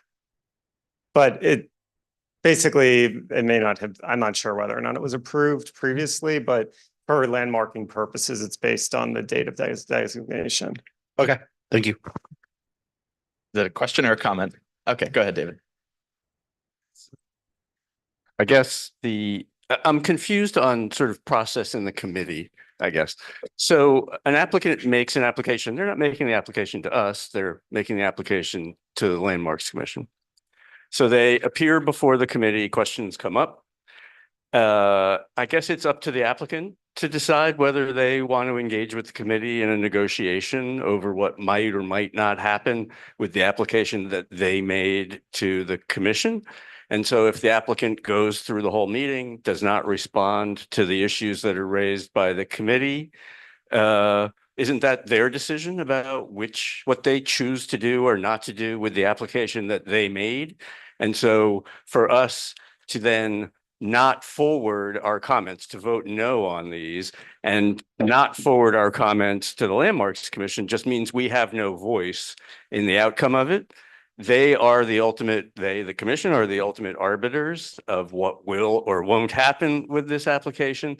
And so by voting these things down, not forwarding them to the commission means that our concerns are just not being raised with the commission at all. And I suppose, and I guess this is the core of the question, if the applicant wanted to engage, make changes, I suppose they would at the meeting? Question mark? Okay. Yeah.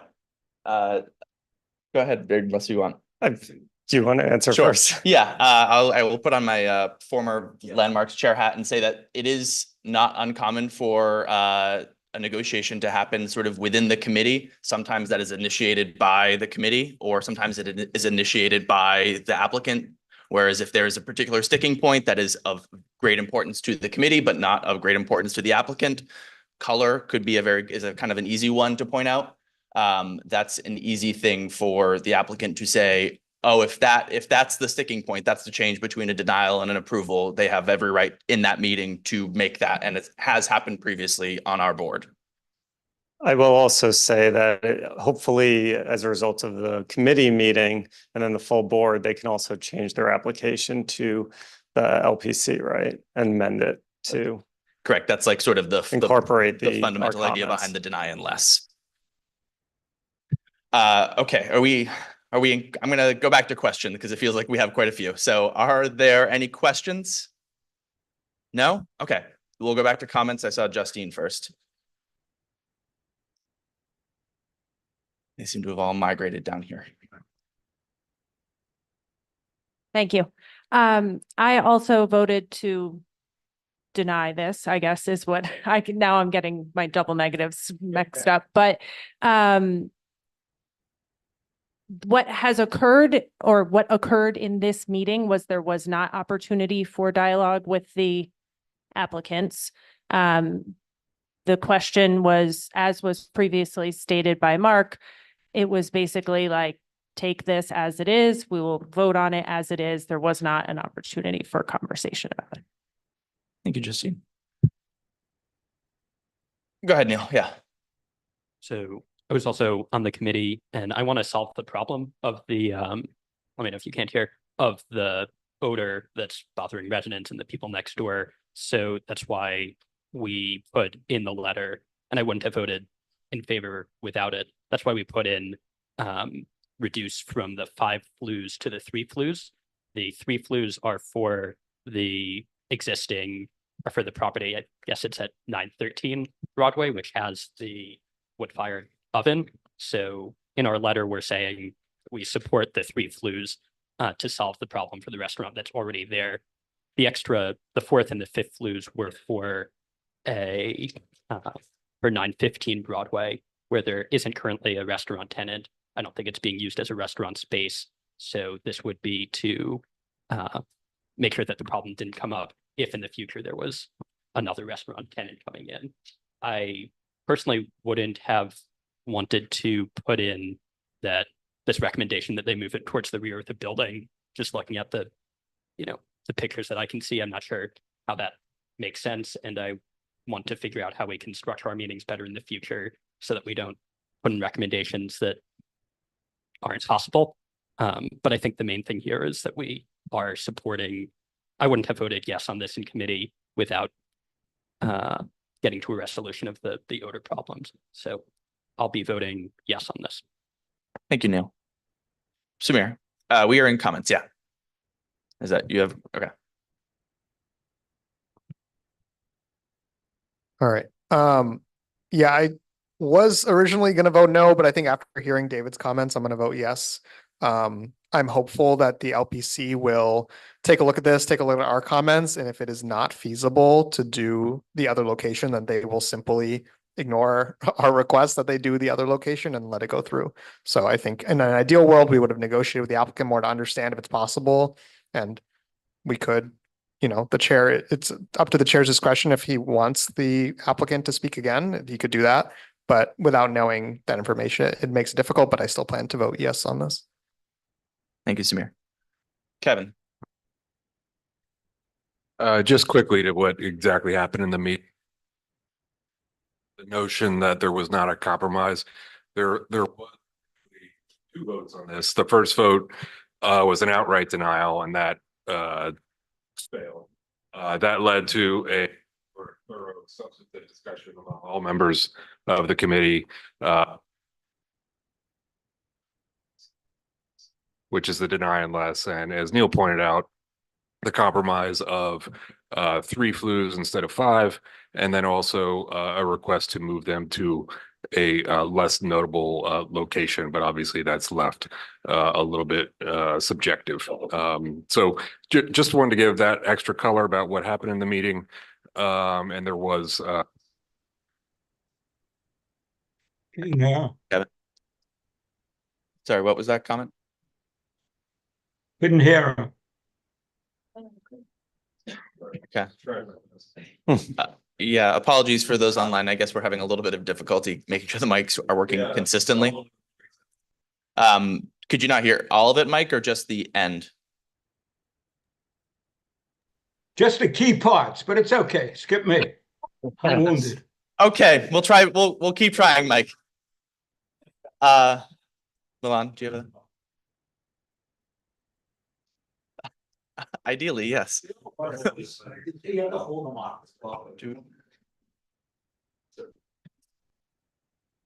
Testing 1, 2, 3. Okay. So I'm going to play my newbie card as long as I can. I am a new member of the board. I don't want to walk away from a committee meeting and feel like we have unresolved problems with applicants. So just as a general kind of way of working, it doesn't feel good to walk away from a committee meeting and feel like we could have maybe made more progress. So I would just like to be in a state where wherever we land, we have the opportunity to kind of work and have a dialogue with applicants so that maybe we can actually solve problems. So thanks. Thank you. Tom. Try this one. Try this one.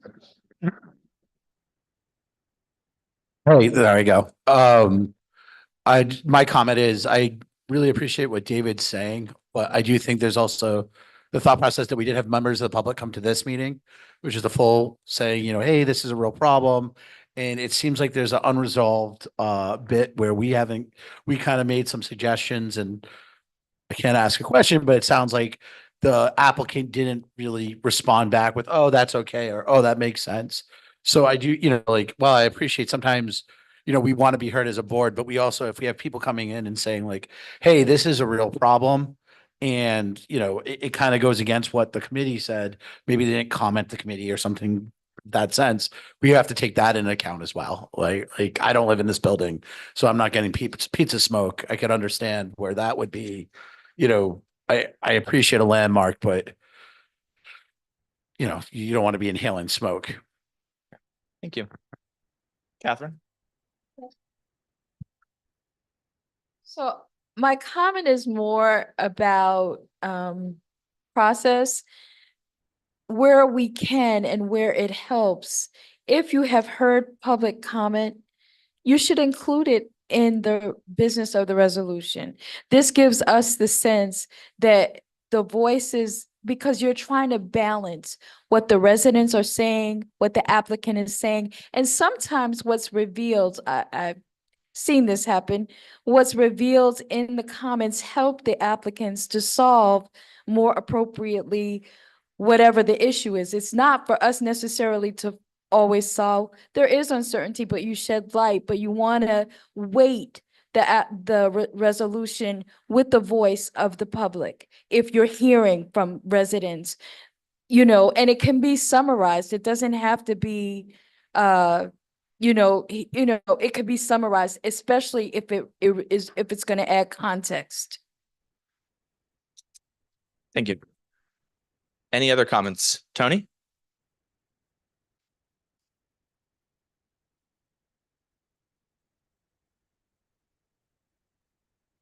Testing. So we're all for listening to the community. It's super important. Having a restaurant smell, I mean, to some of us walking by, smells great, right? But if you're living there, if you're working there all day, it's obviously a problem. And we want to work with the community to solve that problem. This denial is only saying there's got to be a better way. So we have a delicate balance that we need to listen to the community, make sure that our community is happy. And we also have to have, for this particular application, we have to have our landmarks hat on because we are dealing with a landmark. This is a big building with multiple facades. This particular facade that faces south is very big. And fortunately or unfortunately, the buildings just to the south of it are very low. So it's very, very visible all the way down to Union Square. It's also got decorative brickwork on this facade. So the smokestacks, 5 of them that are proposed, only 3 needed for this particular restaurant or the smaller building, are going to be 11 feet wide, climbing 156 feet, I think is the height of the building. It's incredibly visible. This application is not saying deal with it. It's just saying there's got to be a better way. That's all this denial is saying. There are other facades. It's not up to us to figure out all the details. These guys are the professionals. We're hoping to work with them to make this happen because we want the community happy. if this 915 neighboring building wants the future stacks, let's put them in. Let's put them in on a less visible facade. And just a quick comment on one of the photos that referenced a flue that actually was there a long time ago. This building is part of the Ladies Mile Historic District, which was designated in 1989. That flue just happened to be on the building when it was landmarked. It is not original. It is not historic by any means. It happened to be there. It was removed. To put it back because it was deemed historic is not accurate. So I just wanted to clarify that. Thank you. Thank you, Tony. I'm going to do your honor. Just quickly, I'm going to be voting against this resolution again with respect to the committee.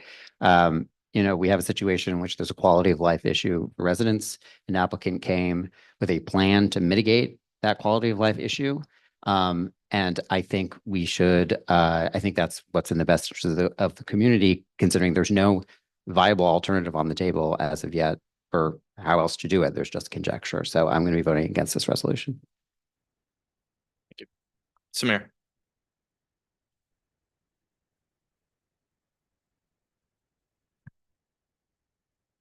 Yeah, I mean, I think the point about the historic flue is an interesting one.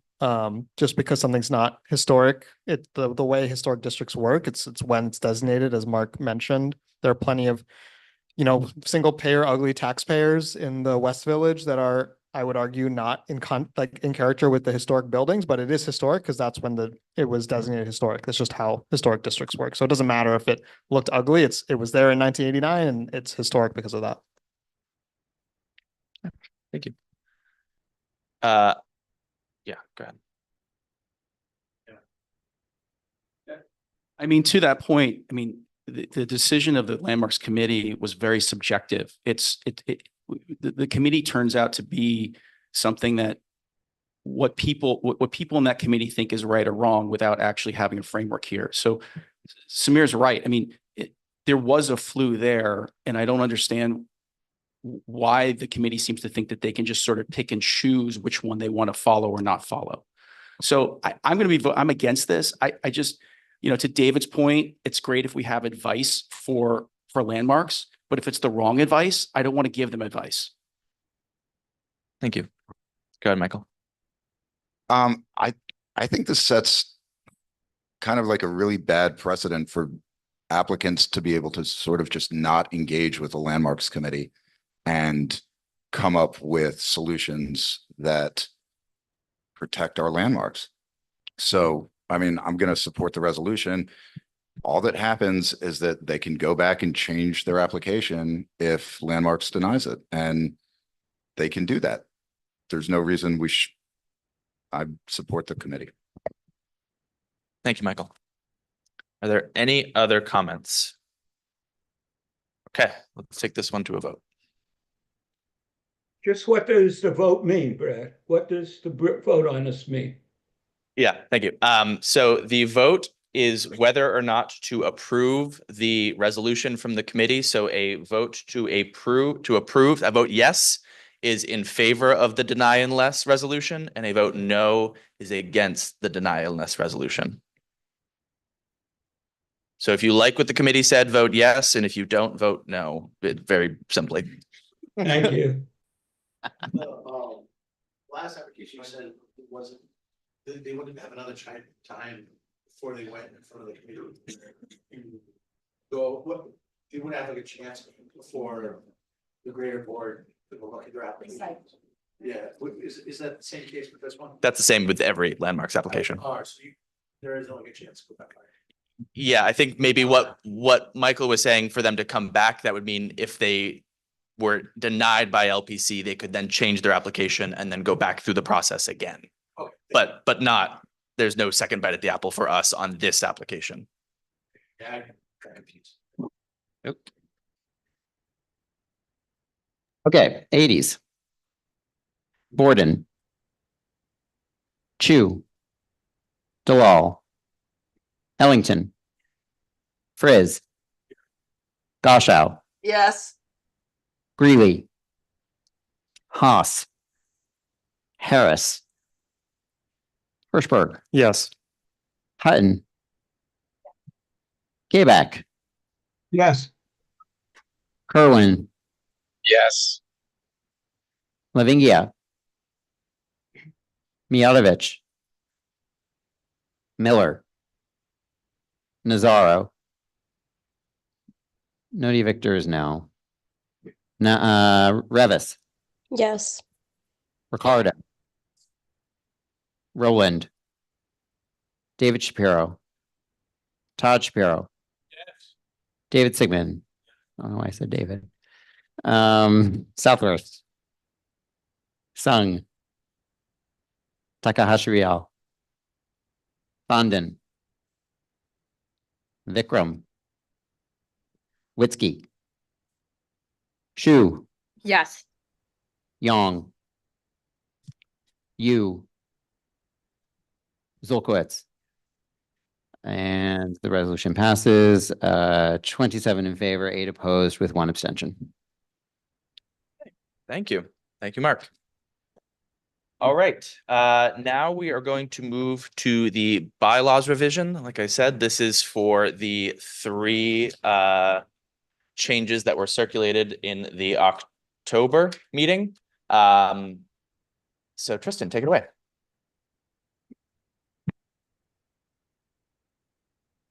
Hey, I want to hear that. I want to hear that. Just wait, Mike.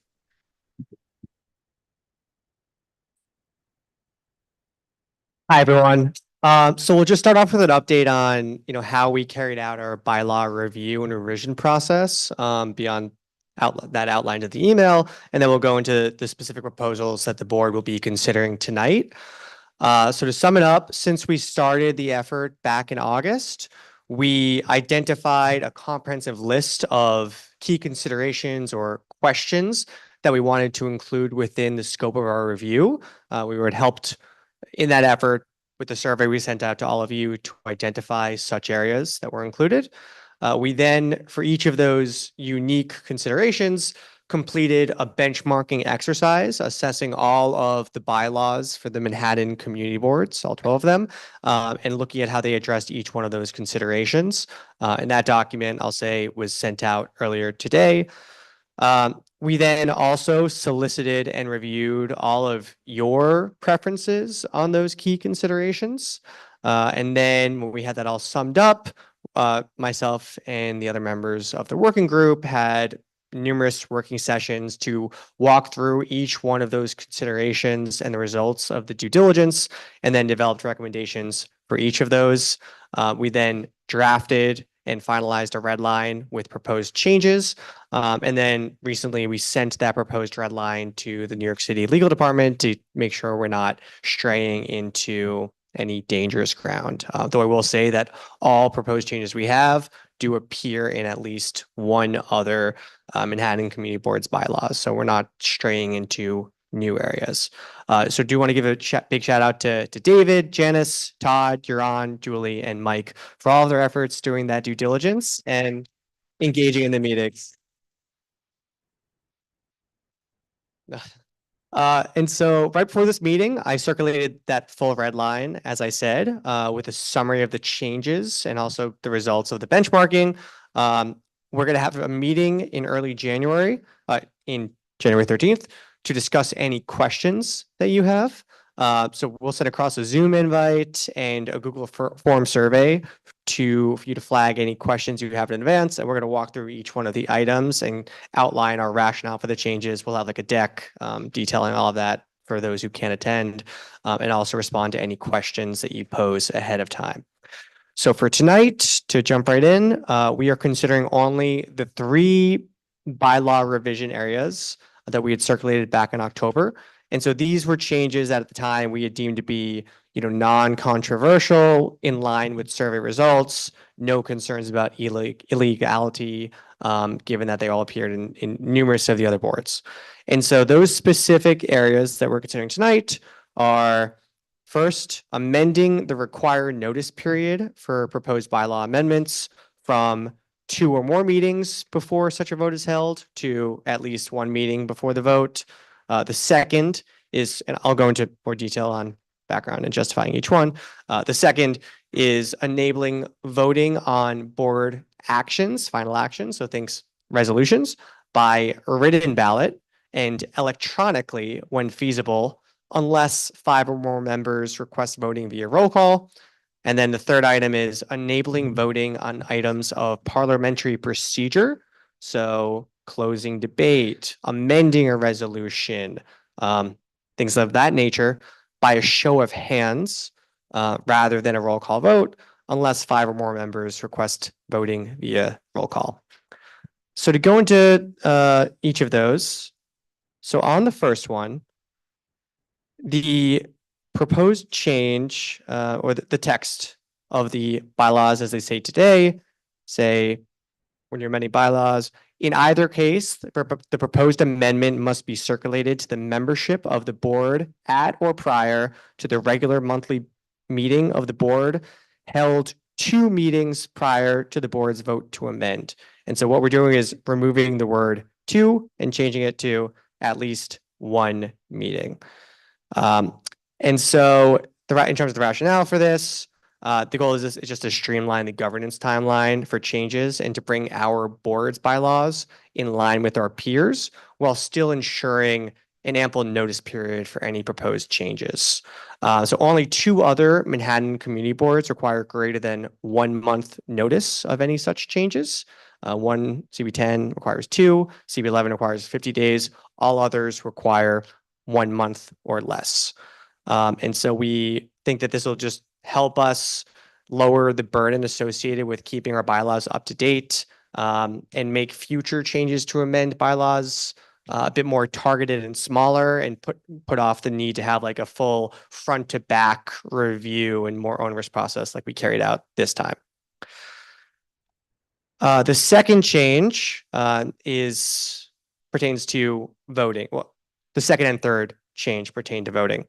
Today, the bylaws state voting shall be by roll call vote with total votes both for and against the issue then being publicly announced and recorded. The proposed edits, so I'll read these edits together, states that voting at meetings shall be conducted by a show of hands on procedural matters and by written ballot on board main motions, open paren, e.g. resolutions, close paren, or in either case, upon the request of no less than 5 members of the board present by roll call vote. Total votes both for and against the issue shall be publicly announced and recorded. Voting on board main motions shall be done electronically when feasible. So to discuss this change number 2 overall on voting on board actions by written ballot, electronic when feasible, unless 5+ members request voting via roll call vote. The goal of this is to improve the efficiency and auditability of our voting processes by switching to written ballot instead of roll call votes, and ideally switching to electronic voting. 4 community boards in Manhattan all permit voting via written ballot on formal actions, so resolutions. And we have still maintained the right of a large enough majority to request a roll call vote for situations that they think merit additional scrutiny. If there's something particularly controversial, they feel every single person wants to know exactly how someone votes, and that's spoken into the record. And so 2 other boards have that same 5-vote threshold to request a roll call vote. And so we've also gone a bit further than some of the other boards in seeking to modernize by explicitly stating a preference to conduct such written votes electronically. So this is in line with CB6's bylaws. And so they conduct their voting just via text. So for every vote, they throw something on the screen and you text a number for each resolution and it logs and it visually in front of you the specific individuals voting yay, nay, or present but not entitled. And beyond that one solution, which we're exploring, also have some demos with some corporate governance nonprofit group apps, such as Boardable. All of how people vote would still be documented in the minutes, which is required by the law, and it would ensure auditability. The third change overall is the enabling voting on items of parliamentary procedure by show of hands unless 5 or more members request voting via roll call. So this is purely focused on improving the board's efficiency, allowing us to streamline our voting processes for items that do not explicitly require the names of the individuals voting to be documented, only the count, which effectively is everything that's not like a final action, final resolution taken from the board. So this aligns with 6 other Manhattan community boards. And again, we've maintained the right of a large enough minority to request a roll call vote for situations that they feel merit additional scrutiny.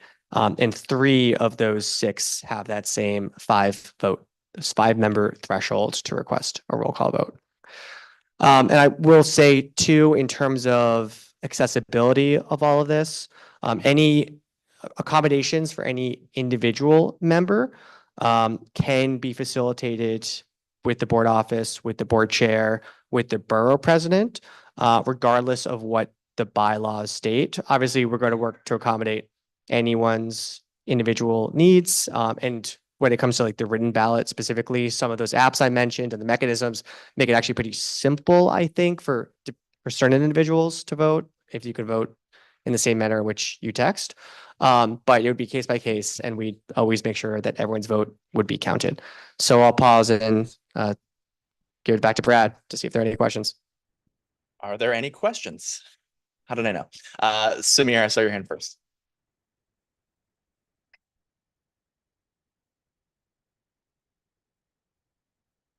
So the electronic voting makes sense to me. You know, we would talk about a resolution, we'd vote on it, we put it on the screen, whatever, people text number, great.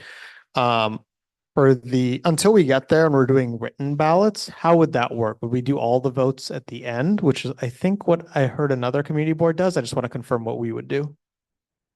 So the way I imagine we would do it is we would, as of right now, implement it in doing vote via electronically for each line item.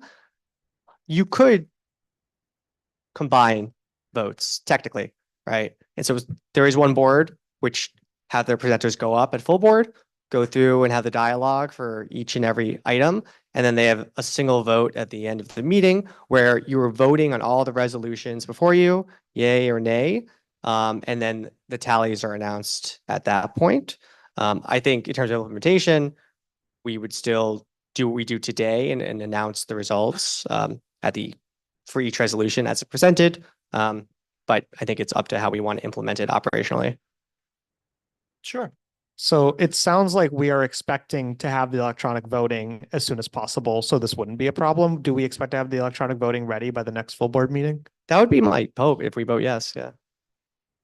You're on. So if you would indulge me for a comment before my question. Thank you.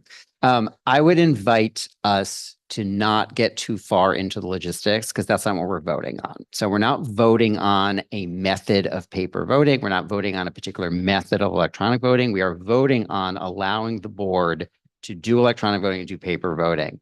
It'll be up to the chair and executive committee and whoever else is involved to determine these things. And I don't want to get hung up tonight on the exact method by which these things will happen. That was one. And second, since it was an issue of confusion, this is why I will form as a question. Do you mind clarifying the difference between a paper ballot and a secret ballot and how this is not that? Because this was something that people were unclear about previously. Yes. So we are not legally allowed to have secret ballots. So it's going to be written ballots with the results documented in the minutes and publicly available on the board. And we would be announcing the results of the vote at each meeting. So there's no concept of any secret ballot. And just to clarify that a little bit further. So if you were to take a vote by written ballot, your name would be attached to your vote in the subsequent minutes. Sewell. I think this question has been answered, but because the concern was raised by a blind member of this board during the public session, I want to ask if the bylaws committee is confident that the changes that you made are now entirely ADA compliant. Yes, because any accessibility issue, there are provisions and ways to accommodate them. And so if a member has any issues voting or having any other accommodating any other requirements, just like people are allowed to attend meetings remotely, there are accommodations available. And yeah, just to clarify, that is the responsibility of the Manhattan Borough President's Office, the board office, and my responsibility to come to those reasonable accommodations for that. It is sort of not, as Yaron mentioned, sort of in the scope of this, that's part of an execution issue, not a sort of what is permitted issue. Tom.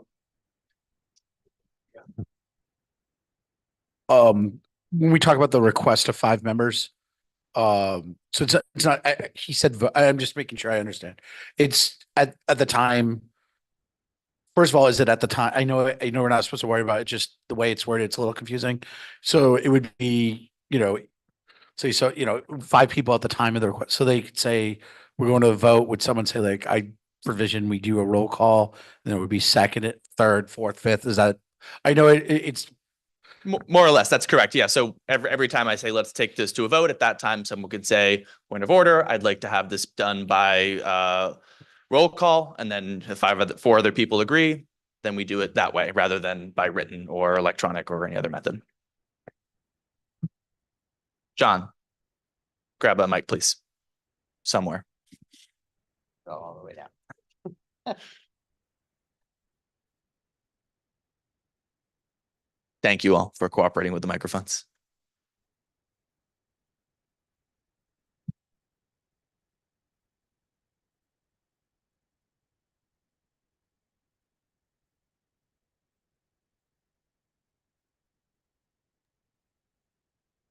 Can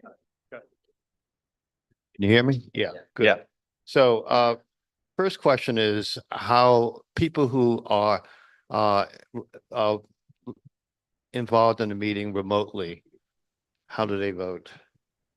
Number 2, if a member wants to know how a specific colleague voted, what would be the process for that? And then thirdly, could you just briefly explain the rationale for this change? Sure. So in terms of the first question, if you're attending remotely, if we're voting electronically, we would all be No, using. not electronically, if it's written. If it's paper Yeah, ballot, paper. you're saying? Yes. Yeah, I mean, if we are voting in paper ballot, we would have some type of mechanism or process in place to enable people attending remotely to vote. Because Thought about what that would be? I'm sorry? Have you thought about what that would be? What I that mean, process would be? Yeah, You're I mean, saying- You're saying written and they're not here and you're gonna announce the vote at the meeting. I'm trying to imagine what possibly that process sure, would be. it could be directly engaging with those folks on the line, like everyone here writes things out on the paper. Again, we're going to be doing electronic when feasible. So we're all going to be voting the same mechanism using whatever device we prefer in the same manner. But if for whatever reason we had a paper ballot, we could have dialogue directly with them to make sure that their results are reflected on a ballot and reflect their votes. But Yeah, so I need to ask a question, but in a question form.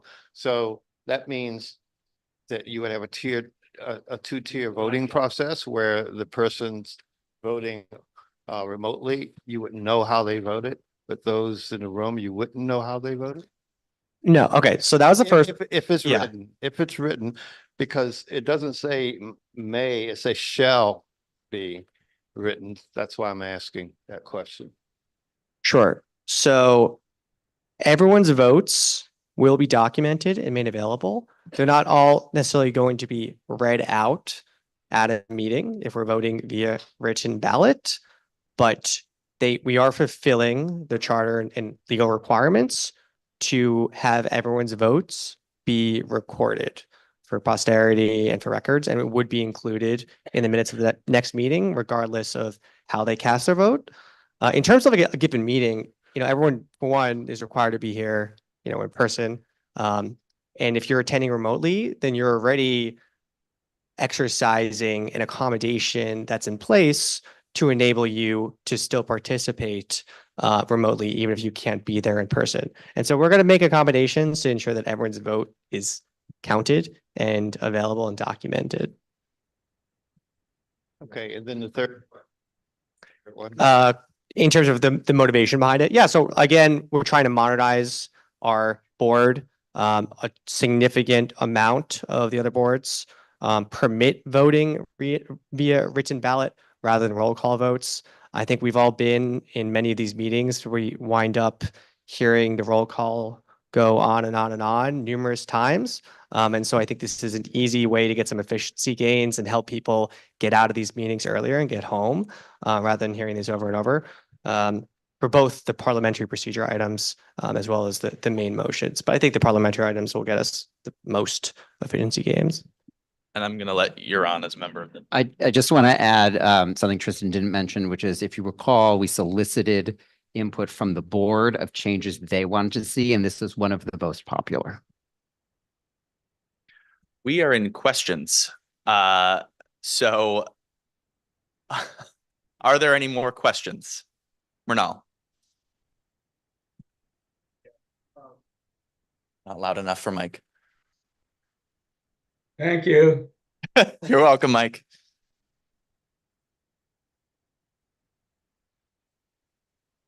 What's the motivation behind having a paper vote? Why not just have it electronic and then just scratch out paper altogether? Is it because in case people don't have access to an electronic device? Yeah, so this is actually consistent with like how the other boards that document the electronic restrictions in there do it. So they say written, electronic when feasible. And so this kind of gives us the autonomy to react to the situation as it arises. So, you know, we're going to ideally vote electronically, but if something occurs that renders that not viable, we have alternatives. But my guess is that a lot of those bylaws were written when electronic votes could not be taken. So we should. Actually, every other board has had their bylaws amended in the last couple of years. We're the only board in Manhattan, at least, that hasn't updated the bylaws in 10 years. Thank you, Mernal. Questions, Tom? Okay. Take a mic still.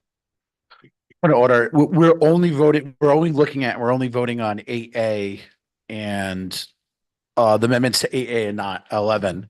And the reason I bring that up is if you look at 8D, it says that all votes on the board and committee minutes will be in person only. Other changes. Yeah. Oh, I know, but then This is we're the- making comments like, oh, how do we address? Yeah. Yeah. In This that is, person, we're not voting on the whole document, just those changes. this is just the first round. Oh, Yeah. okay. Yeah, just the red. Thank you, Catherine. Okay, Yoden. Oh, my fault. We're not allowed to make. We are not allowed to suggest amendments to the amendment? We are not allowed to suggest amendments to this because of the notice period. So Okay. if you do not like it, you have to vote no in its entirety. You cannot vote, you cannot change it because that opens up the door to sort of changes without the required notice period. Okay, I have a comment, but I'll save that for the comment section. Thank you. Any other questions? Michael.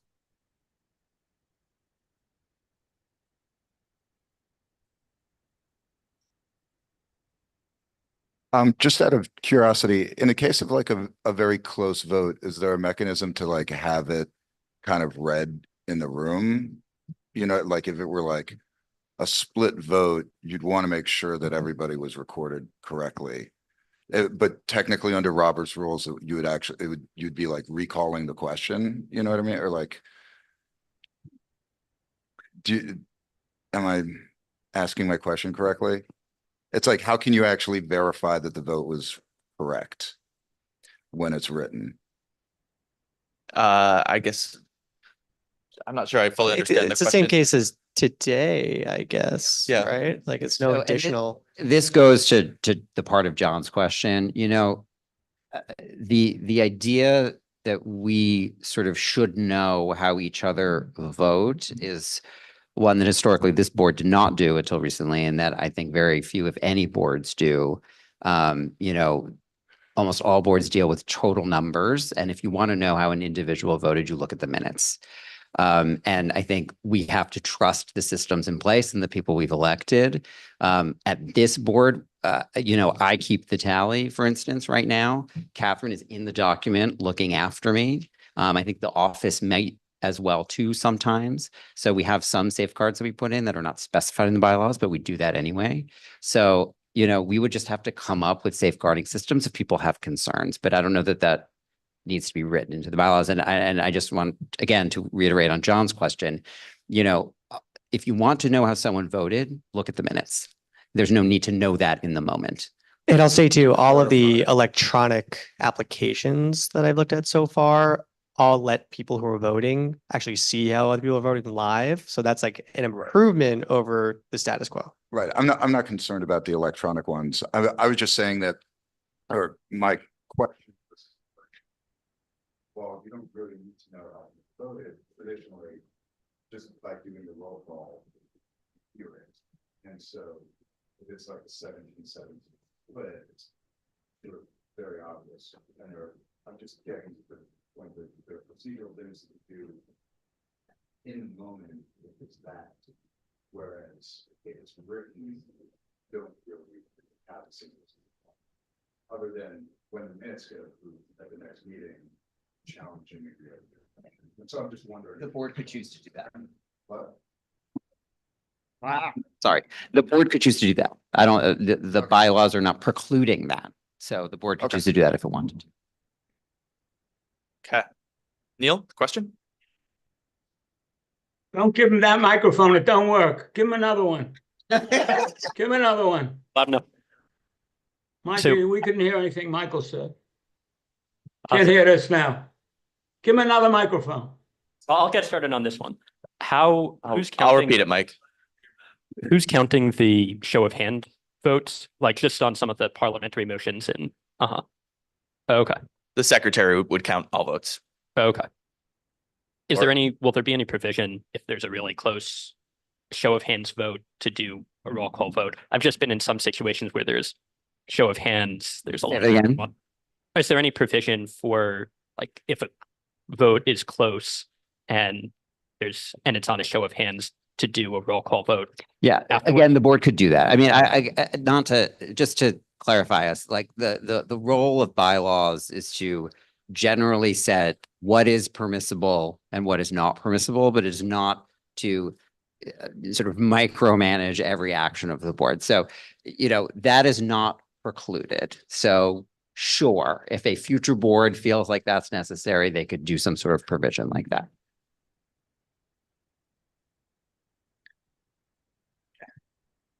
Are there any other questions?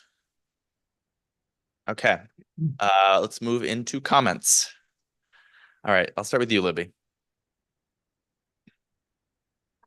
Nope, not yet.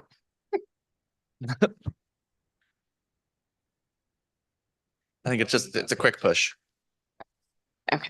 Hey, I just wanted to say that I will be voting no on the 2-month notification change to 1 month. But I wanted to provide my reason for that. It is not because I want to delay or make our process longer. I'm all for things that increase efficiency and the time that we all spend. That is very valuable. I just think more time, especially if people have to miss meetings, is important to consider something. And I also take our bylaws and this board really seriously. So I don't expect this to be the popular opinion, but I just think that it's a serious thing to be seriously considered. And I wanted additional time to weigh that. Okay, thank you, Libby. David.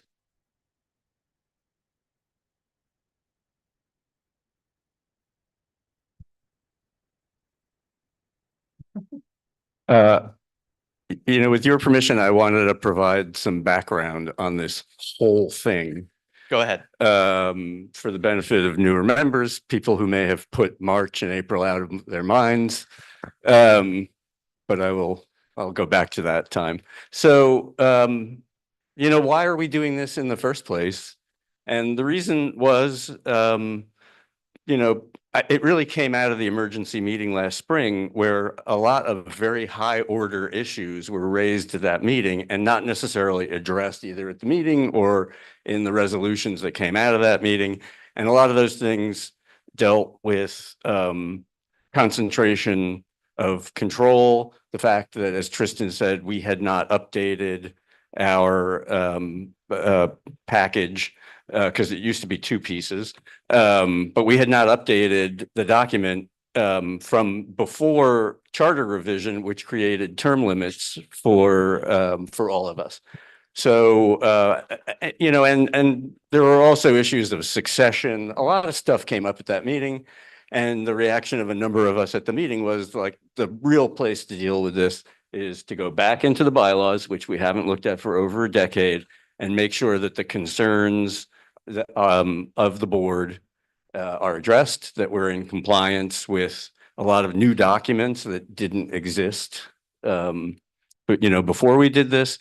And so, you know, we undertook this. We went through a process to get, as was mentioned, to get feedback from board members on what was important to them.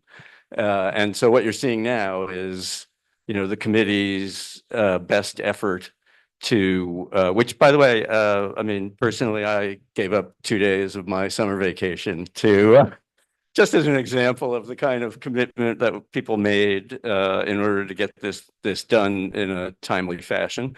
And it was a very serious effort. And the reality is, part of what we're trying to do here is make sure that this thing can be updated on a regular basis, not every 13 years or whatever it's been.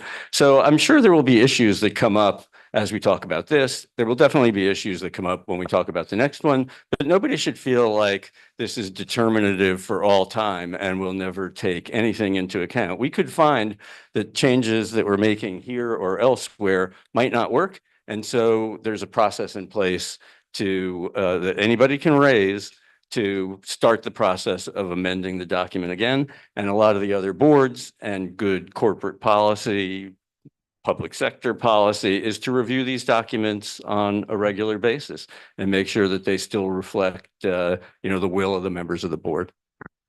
Thank you, David. Samir. And you, Todd.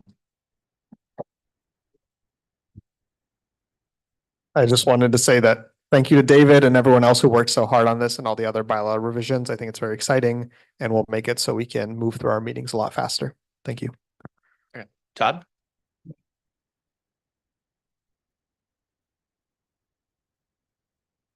Okay, I served on the committee and I agree with what my colleagues on the committee have said. However, I understand the issue that's been raised about people taking guidance, and over the years that I've been on the board, looking to other opinion makers and people that have well-known areas of expertise. And, you know, that has been, I think, to the credit of our board that we do that. And I certainly have become used to that. Many of our longtime members have also become used to it.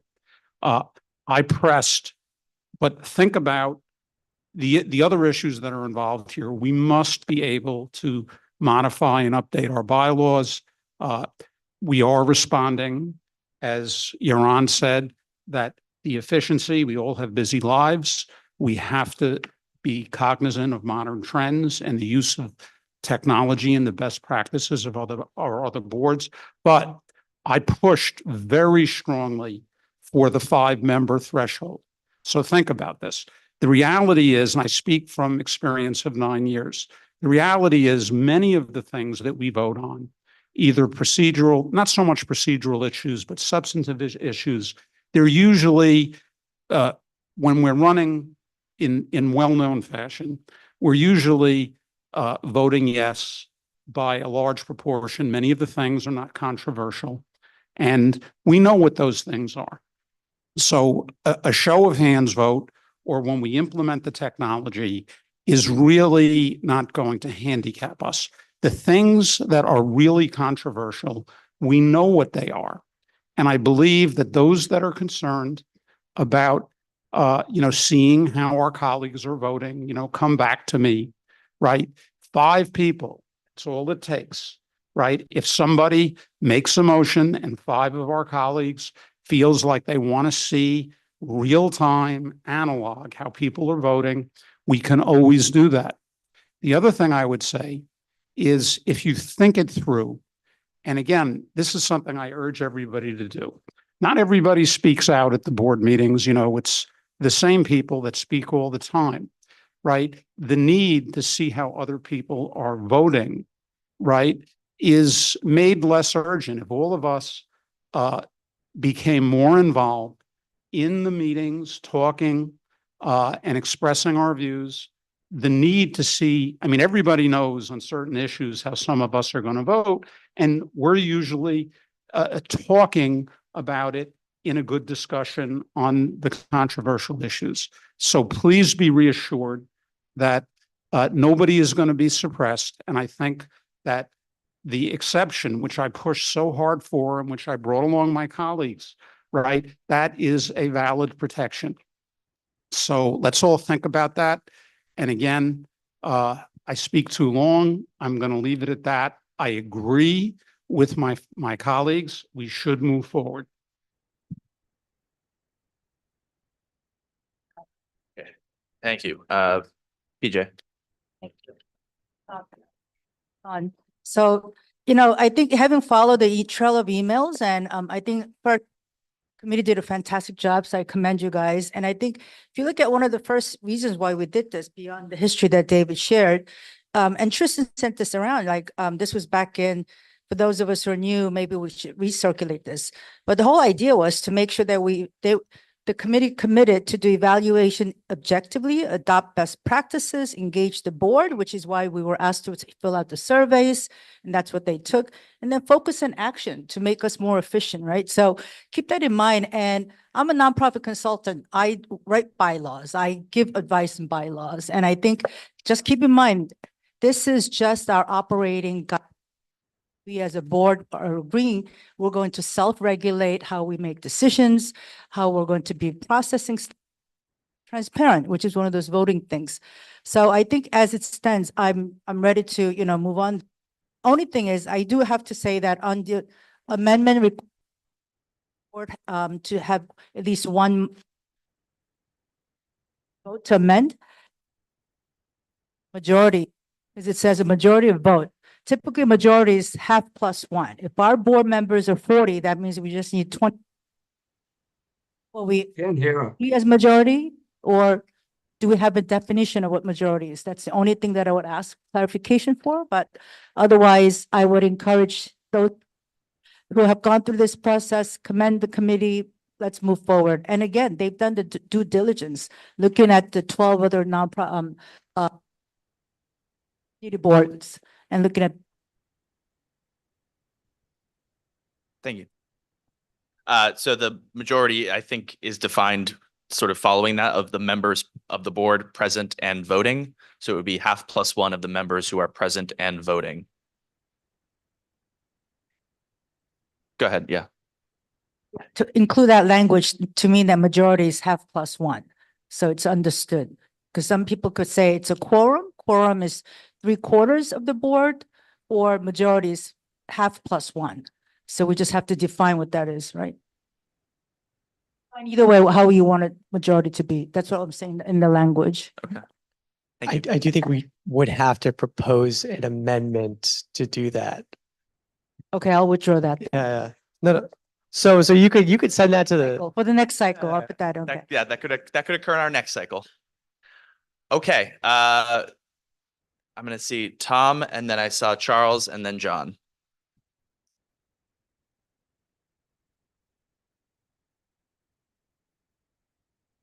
Just want to piggyback on what Todd said. I just want to make it I know some people are like, well, I like to hear other people's votes, but it's great. But the thing is, if you, roll call votes, we go through roll call in the same order every time. So if you are the first name in roll call, you will always vote and never know anyone else's vote until after you vote. It is the same, it's leveling the playing field so that all of us are in the same plane for vote. And there's a reason why we have comments, like Todd said, like Tony did really good comments, like I didn't know about the wood frame and stuff like that. And you can say in comments, I'm going to vote like this. This is why. And a lot of people in this, it helps form opinion before the vote of how you're going to vote. And that's when you should be doing it. You shouldn't, because you could be the first name. If we're doing reverse alphabetical order, Zula vote first every time and never know how anyone voted. Sorry, it's easy. It's easy. Yeah. So, it's not like a privacy thing. It's just a matter of, at the end of the day, it moves everything quicker. And if you think about it, just like Todd said, like use the comment time, use the committee time in that to kind of talk about what you're going to do. And you're always free to announce how you're going to vote before a vote. Thank you, Tom. Charles.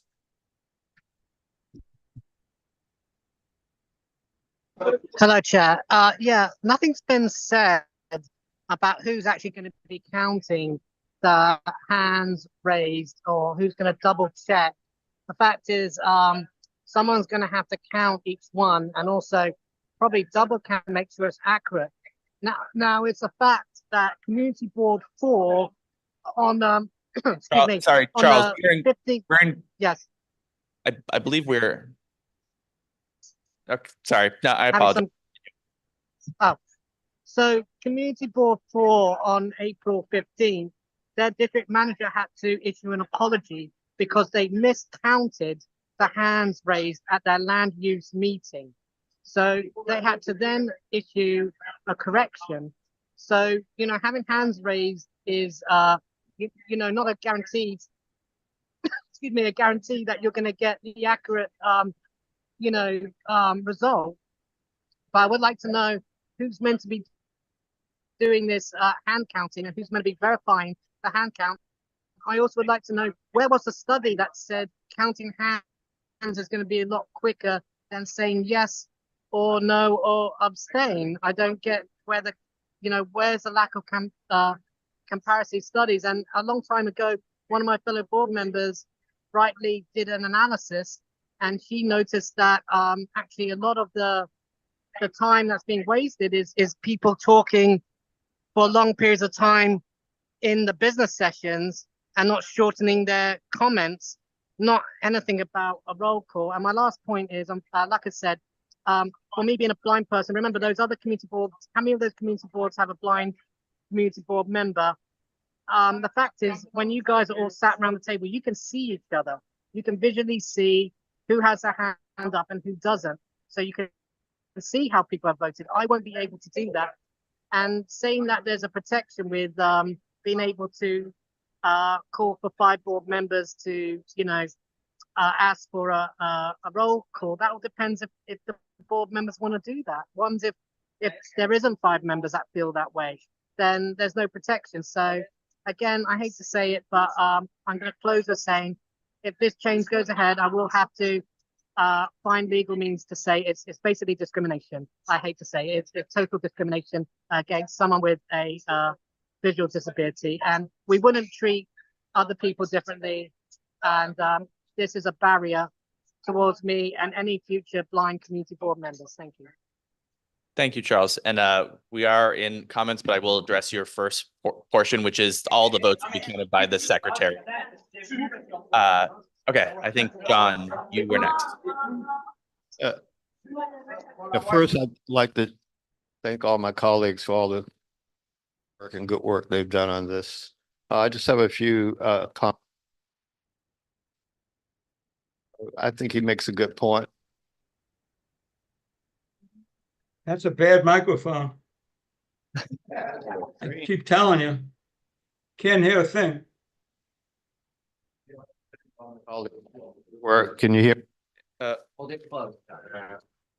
It's a bad microphone. It's not how you hold it. It's what it is. Do we have another microphone we can give? Thank you. Okay, here we go. All right. So I think Todd makes a compelling argument, so he's won me over on that issue. However, I would encourage us to move as quickly as possible from the written ballot to the electronic format. If for no other reason, is that we are moving to less transparency as far as the public is concerned. The public won't be able to see what we're doing unless they take that extra effort of going to the office or waiting the next month to see the minutes, right? So that is a downside. Regarding the electronic voting process, I wouldn't.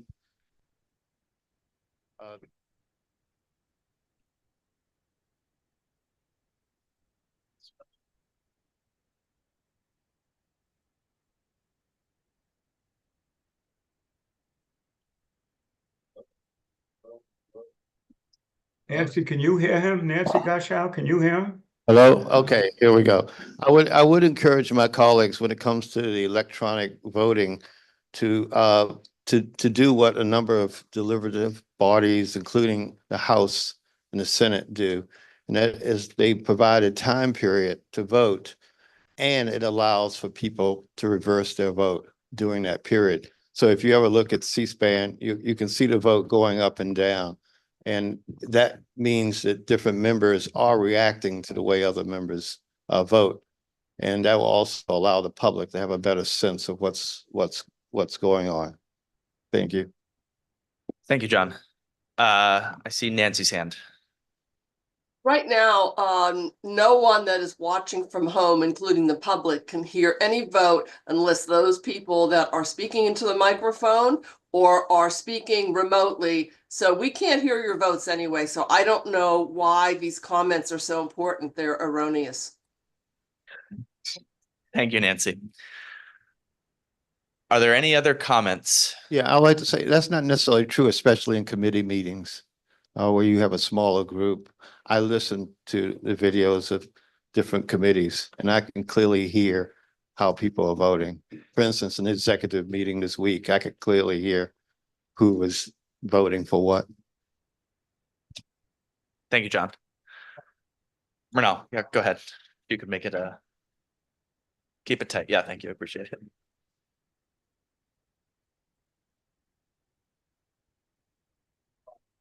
So the previous board that I was on, we were taking electronic ballots at the end of the day. It was just so much quicker than it goes over here where we have to go through the entire roll call every single time. To the point of some of the, show of hands can be countered, can be miscounted. I've been in committees at this board where, my vote wasn't recorded correctly. So it can happen. Errors happen either way. So. Okay, thank you. Okay. Any other comments?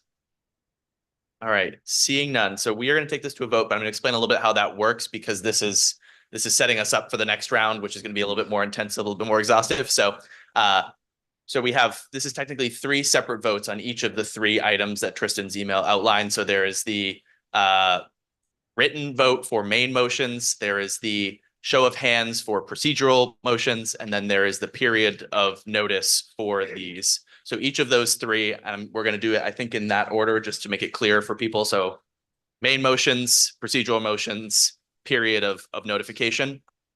We're going to do that as a bundled vote. So if you like all of them, just say yes. If you don't like any particular one, you can say no to that item. And then that's sort of going to set us up because that's how we're going to tackle the much larger batch that we will do in the future.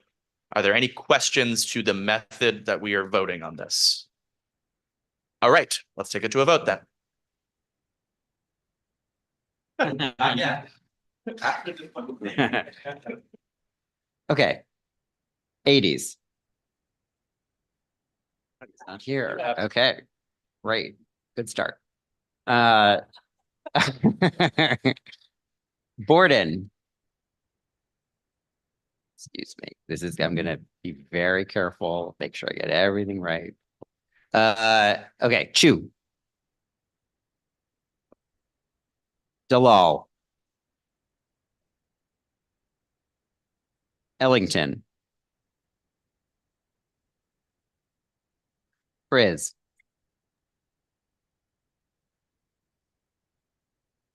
Goshow. Yes. Greeley. Haas. Harris.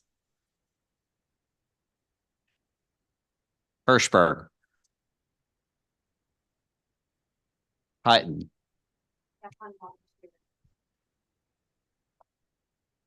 Hayback. I passed because I couldn't hear most of what was going on. Thank you very much. So you want me to skip you? Yeah, no, count me as a no vote. A abstain, how's that? No, yeah, skip me. Don't come back. Okay, that's an abstention.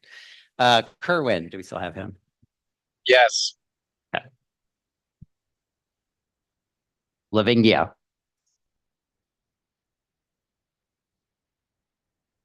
Mijatovic, Yes. Miller, Yeah. Nazaro. No Victor is yes. Nye, No to all three. Revis, Yes.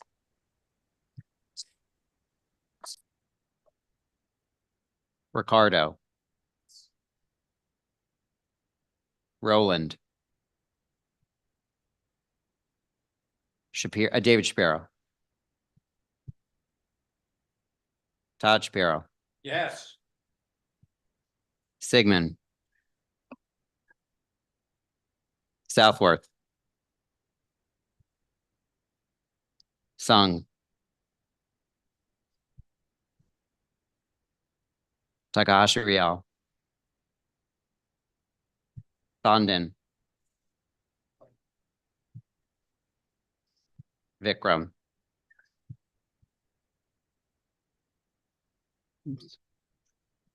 Witzke, Shu, Yes. Young, Yu, Zolkowitz.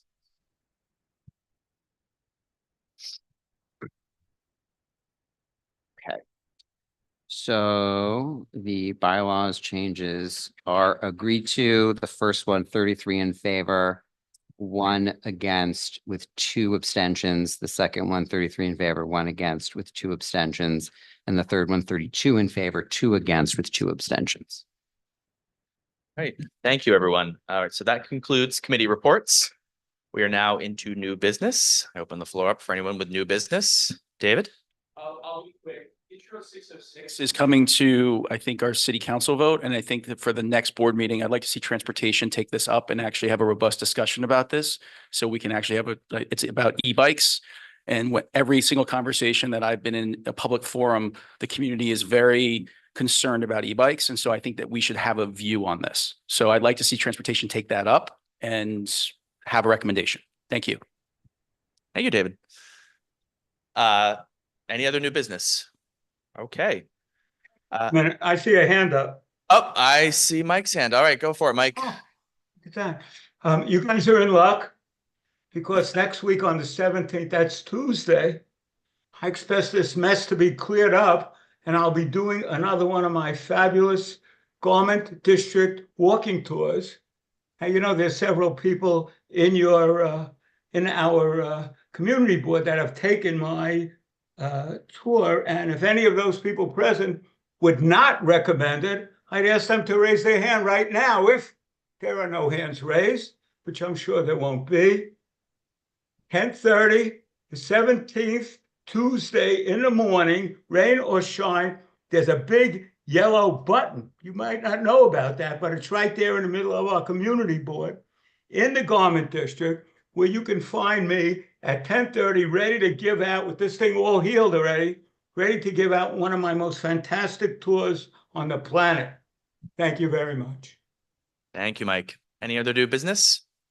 Okay, thank you, everyone. Next, we have the public session. Are there any speakers either in the room or online who would like to speak? As a reminder, at this time, any comment should be about a topic that was not covered during the meeting and they did not speak to the board about during the public hearing. If you'd like to speak, please raise your hand to be recognized, either in person or virtually. I see none.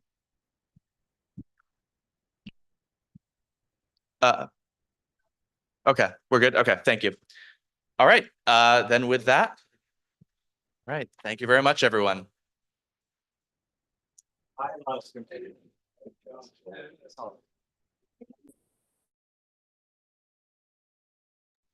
Happy holidays to everybody.